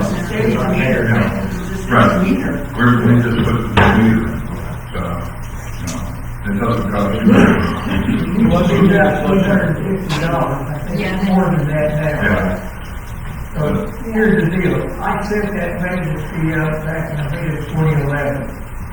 We didn't have one, neither the water department nor the sewer department had an appreciation fund. Didn't exist. When we borrowed out of $250,000 to buy the water meter, we had to do a bond issue. When I set the $5 maintenance fee up, roughly $2.50, a little more than that, when it satisfied the bond, $2.50 was set up as a depreciation account in the water department.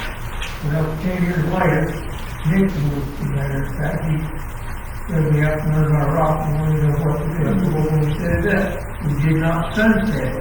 The bond was paid off. The city council was going to find out what to do with that $5. I recommended that $2.50 stay with the depreciation account for the water. I told him to put $2.50 into the sewer as a depreciation account. I really had one. That was supposed to have been done. And somehow it didn't happen that way. It got lost in the weeds here. But that's the way it was supposed to be. And the fact is, as Bill said earlier, the consequence has just got bigger and bigger and bigger. And you got a couple of options here, but if the city wants to maintain and repair in a timely manner, in my opinion, maintenance fees is the way to go. I mean, people are not gonna be happy, they're gonna raise their water bill, but we don't have to go through a rate increase, blah, blah, blah, blah, all this other stuff. We need desperately to have these depreciation accounts, supposed to replace water meters and the sewer lines, and if they need a tractor, they need that to get enough money in there to deal with that. So it's necessary, and I think it's a long-term benefit to the city. But, it's gonna cost more money, but what does it, everything's going up. Anyway, I'll tell you, you guys want to think about it. How much is the sewer? How much is the proposed sewer maintenance? The sewer will be $3. We don't. So Bill, what's the total, like it's $5 an hour? $5 additional on top of your regular, $10 for maintenance.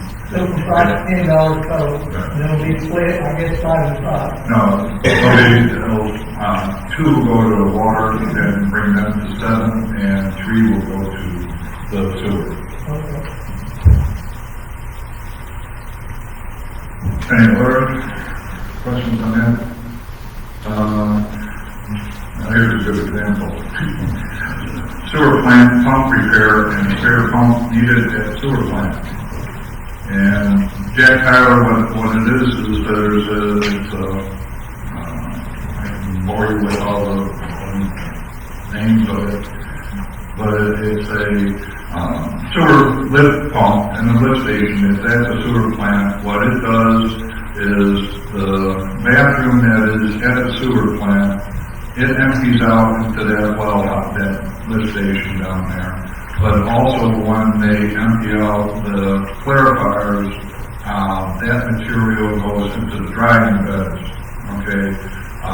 And as the water goes out of that silt, it drains into that sump area. That gets pumped back into the sewer plant RAS, and it's mixed up again and treated again. That pump went out, okay?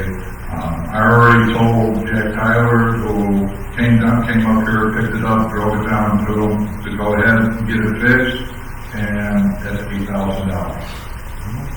Actually, $8,555.82 just to repair that one. A brand new one, okay, which we have 3 of those pumps at the sewer plant, okay. 2 of them are in the RAS, and 1 is in that lift station that transfers back up to it. That a new pump costs $15,372, okay? I'm just saying, it would probably benefit us right now. Fortunately, this pump went out in the wintertime, in the fall. So we're not actually putting the material out in the drying bed at this time. So we're going to have that one repaired in time for the spring. Okay, so when we start putting the stuff back out on drying beds, we'll have a good pump in there. But if this goes out again, what are we going to do? It's taking on 4 or 5 weeks to repair it. I don't think we're going to be able, if it's in the summertime, there's no way we can do that. So we may want to think about getting a reserve pump on hand. So those are the thoughts on that. Any questions on? I think you said the new one is how much? 72, yeah. Is there like a used market for these? I mean, I'm not being sarcastic. Is there like a used market for these pumps? I mean, just a rebuild is, half the price, isn't it? Well, that's what I mean. If we could get a reserve one as a rebuild rather than buy a new one, I mean. I could ask that Tyler. Okay, yeah. I mean, I'd be interested in knowing that. Yeah, go for a spin. What kind of warranty you get with a rebuild? Not much. Tell right? I believe this one was for a new one, it's a 5-year prorated warranty. Okay. And on the rebuild, we ain't gonna do much better.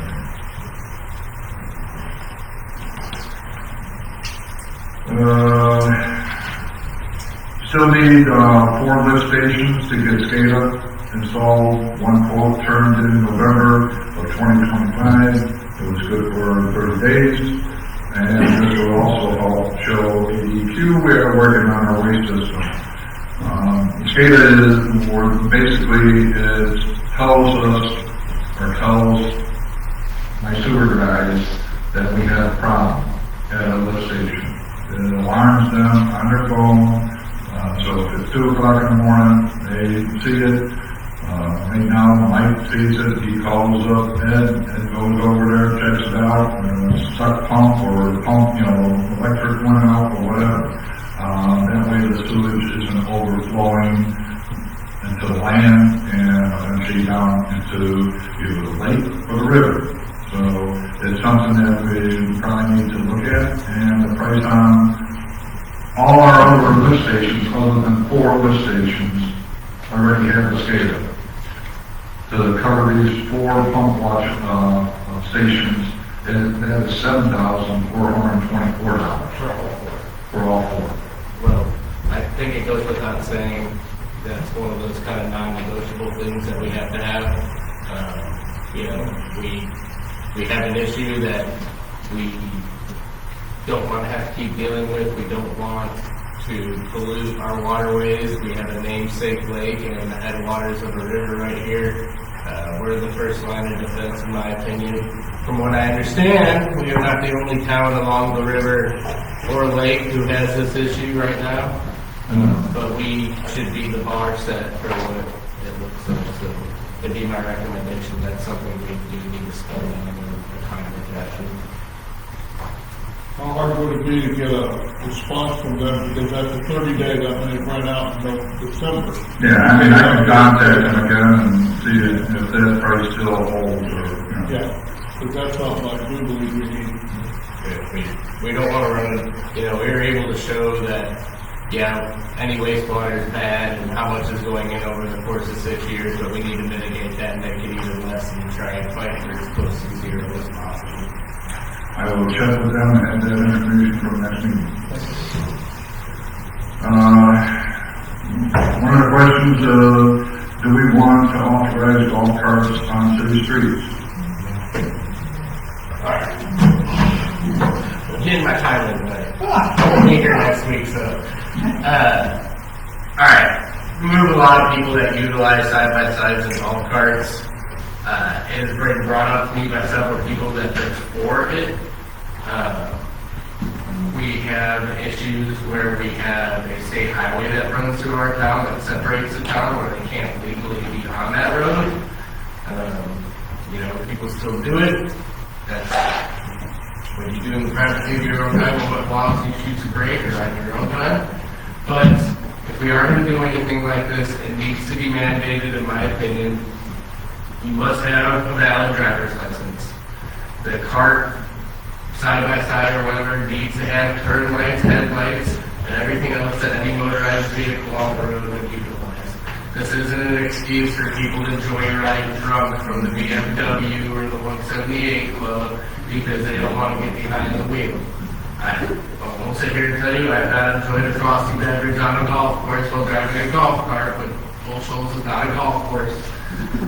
We've had problems in the past with young people driving around at will, not obeying traffic signals, possibly causing accidents, almost getting hurt themselves. These are recorded with the police department. This isn't some trumped up thing to negate this, but if we are to do this, there should be a permit, and it has to be guidelined along with state regulations of operating a motor vehicle on the road. You're not a 13-year-old that gets to go drive around because you can't get your driver's license yet.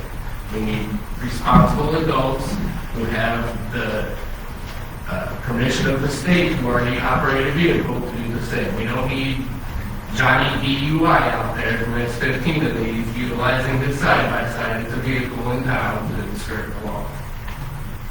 When Russ and I were at an AML conference in Little Rock, we asked one of the attorneys about this, and if we're serious about doing this, we can get a draft, ordinance, kind of a boilerplate ordinance that we can modify, because it comes up with a lot of cities, so they just went ahead, the attorney that I talked to said they went ahead and made a sample ordinance, so if that's something that we're interested in pursuing, that might be helpful for us, so look at that. Chief had some. Yeah, side-by-sides fall on a whole different, Yeah, they're regulated by the state. Okay. There's some law about four side-by-side and corridors and stuff like that. But as a city, we would still say you would need a permit for that. side-by-sides, we won't even cover side-by-side. Because one of the facts is a side-by-side can go 80 miles an hour. Right. That would open up a whole can of worms that I don't think the city probably wants liability for. But we did look at several ordinances from other cities that have adopted, or let golf carts do in their cities, and they're pretty much all verbatim the same. Now, I do know, as far as the law goes, golf carts aren't motor vehicles, they're motor-driven vehicles, so they do fall under a little bit different standards as far as, registration, licensing, and stuff like that. However, a city entity can be more restrictive than the state. So if the state doesn't require something, that doesn't mean that we can't as a city, because we can be more restrictive. And so, but we've looked at several, and they're all pretty much the same. I just don't feel that you should be operating any sort of vehicle other than a bicycle. I'm pretty sure all of them say that you have to have a valid driver's license, which means you can't be suspended for DWI. You have to have a valid driver's license. That's going to mean that you're 16 years or older, usually have a valid driver's license. We had liability insurance, we had to carry liability insurance, just like a motor vehicle, 25, the minimum liability. You have to be able to Yeah, either you use hand signals or you have to have turn signals. If you're driving after dark, you have to have legitimate lighting, rear and brakes, and, gotta have a horn, just like. They would have to bring it up for an inspection to be able to get the registration sticker, stuff like that. And we would issue a permit sticker to put on the vehicle so that, officers can actually see that this vehicle is registered for this year. And I think it's a good idea, especially with, some of the issues that we face with high water restrictions and things like that for some of our businesses, even Browns Beach for people that want to utilize that in the summer. There's some validity to doing this, but we just want to make sure everyone's safe and we don't have the same way we don't want knuckleheads driving a Mack truck, we don't need knuckleheads driving a golf cart. The other thing is they cannot drive on a state highway. Yeah, they can cross it, okay, but they cannot walk and down state highway. I think it's a great idea, personally.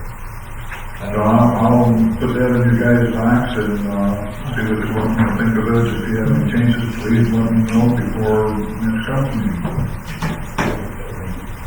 Go ahead. No, you already answered it, because I was gonna ask the chief, can we make it okay for them to be on 178? No. Okay, good. You cross it, but you can't be on it, The because state law says no, so we can't be less restrictive than the state law, but we can be more restrictive. So if the state law says no, we can't say yes.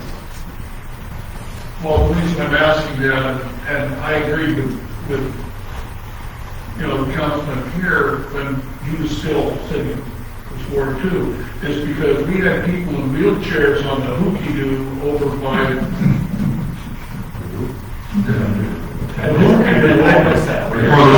Over by Shoals. and they were in electric wheelchairs, and you didn't see them till you come around the corner at 35 miles an hour. Here they are at 3. Golf carts aren't that fast. I understand that, but they're not allowed to stay out of it. So.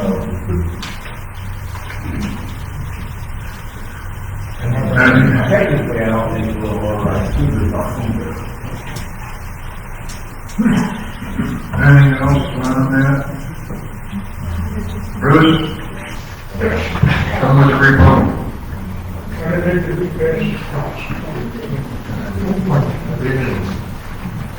I'd like to rebuttal this Marion County Community Center.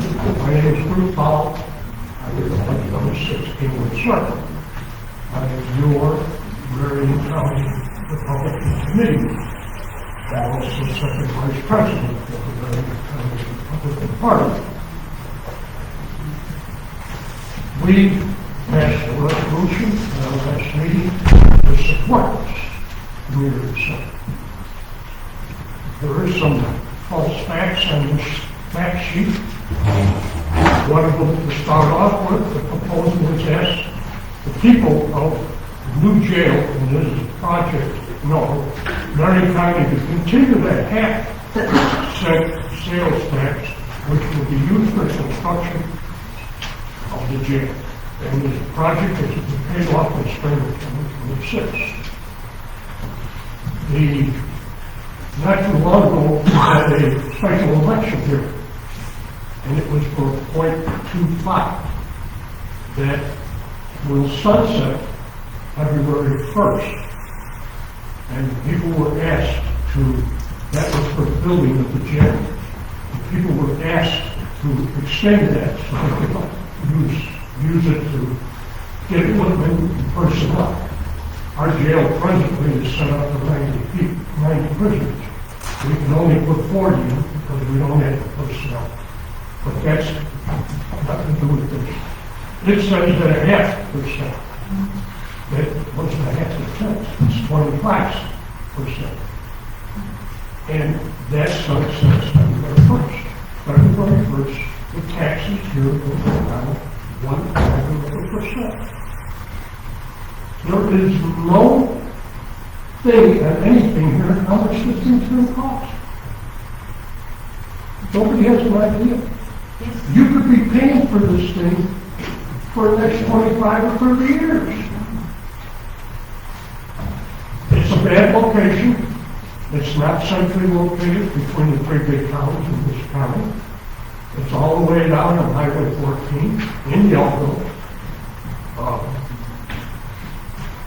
The maintenance on this thing, they say you want 20.25 for maintenance, a swimming pool. You know how much money that's going to cost for maintenance just for a swimming pool?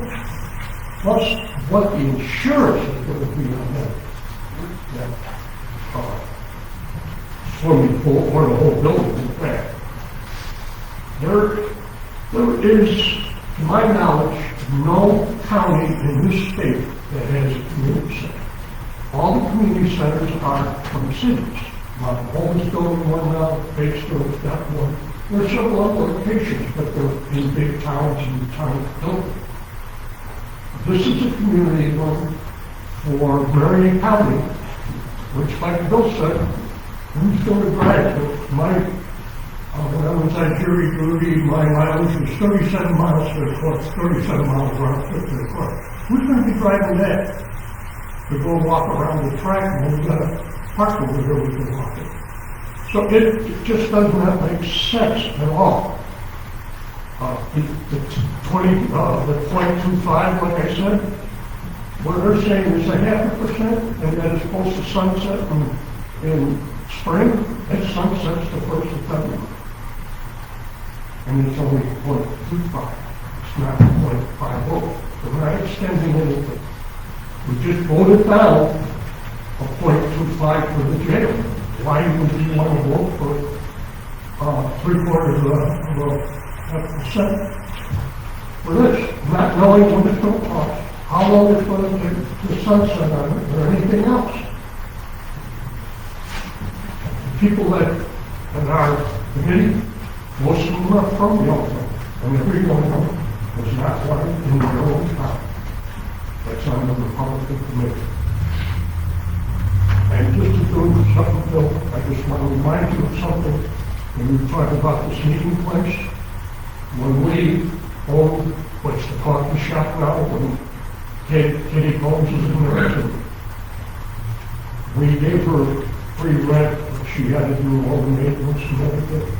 The reason we had to give her free rent was because once you lease a piece of your property, you have to mount the property tax. So if you're leasing that, and I don't know, has anybody gone in there and fixed up? Do you know what's inside the walls of there? You saw that. That's what the Newspaper. Newspaper, one sheet of newspaper. Yeah, well, That's the insulation. we opened up that one month, with nothing but sawdust and all. So, and there was also another problem there. You have an electric heater and a gas line next to each other. That's all. Thank you, Bruce. Just asking you not to move this. Any other citizens' comments? Stacy?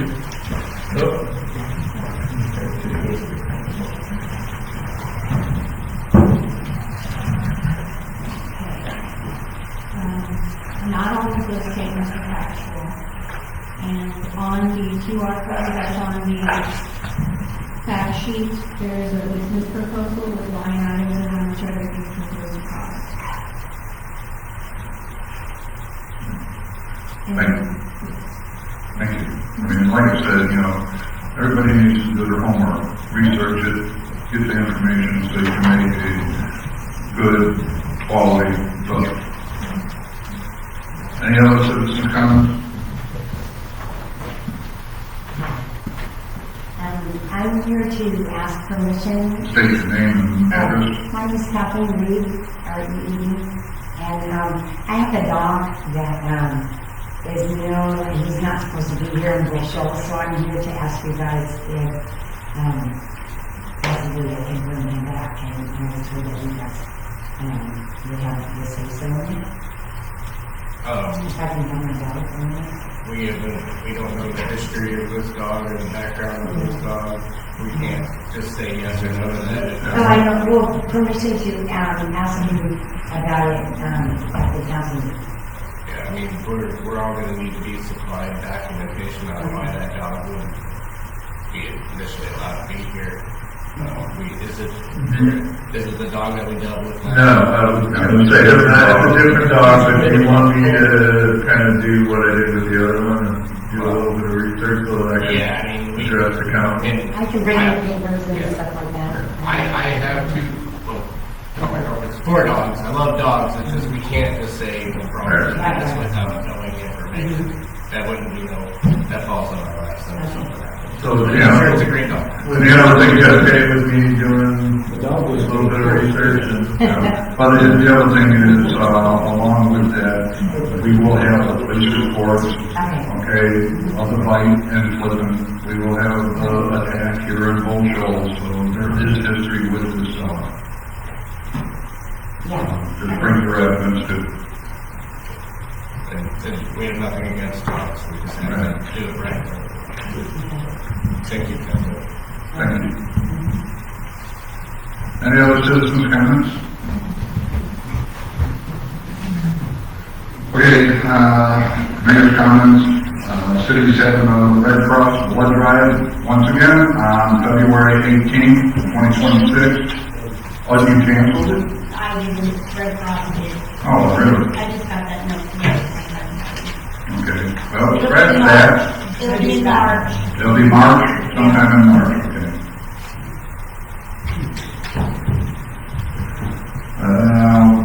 Water sewer rates are going up, and that's with what the ordinance says. The CPI increase of 2.8% plus the 50 cents that we buy our water from for 1,000 gallons.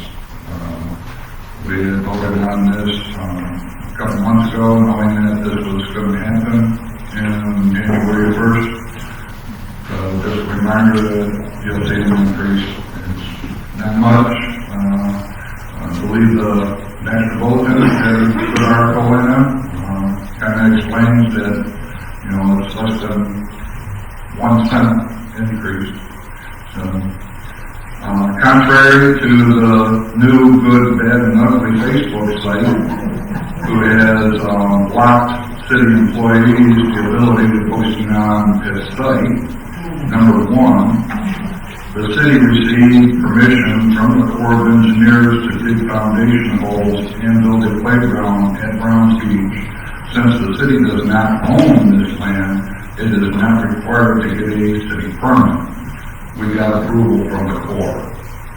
Number two, the city can, under the Arkansas Constitution, have a link on the city website directing anyone to the Chamber of Commerce area for further information of our area. Two law firms also agree that AML advised that as long as the city is not giving public funds to the chamber, it is okay to have them linked on the city website. Okay. Trash pickup contract, we're revising, and business licenses are due, and sign permits are due. It's January 1st, so they have to be paid by the end of this month. Got until January 31st. And then the sign permits, just a reminder, okay, it is a minimum of $15 for a sign permit if less than 60 square feet. And if it's a two-sided sign, it's $30, unless it's more than 60 square foot. And it's 25 cents per square foot for any sign over 60 square feet.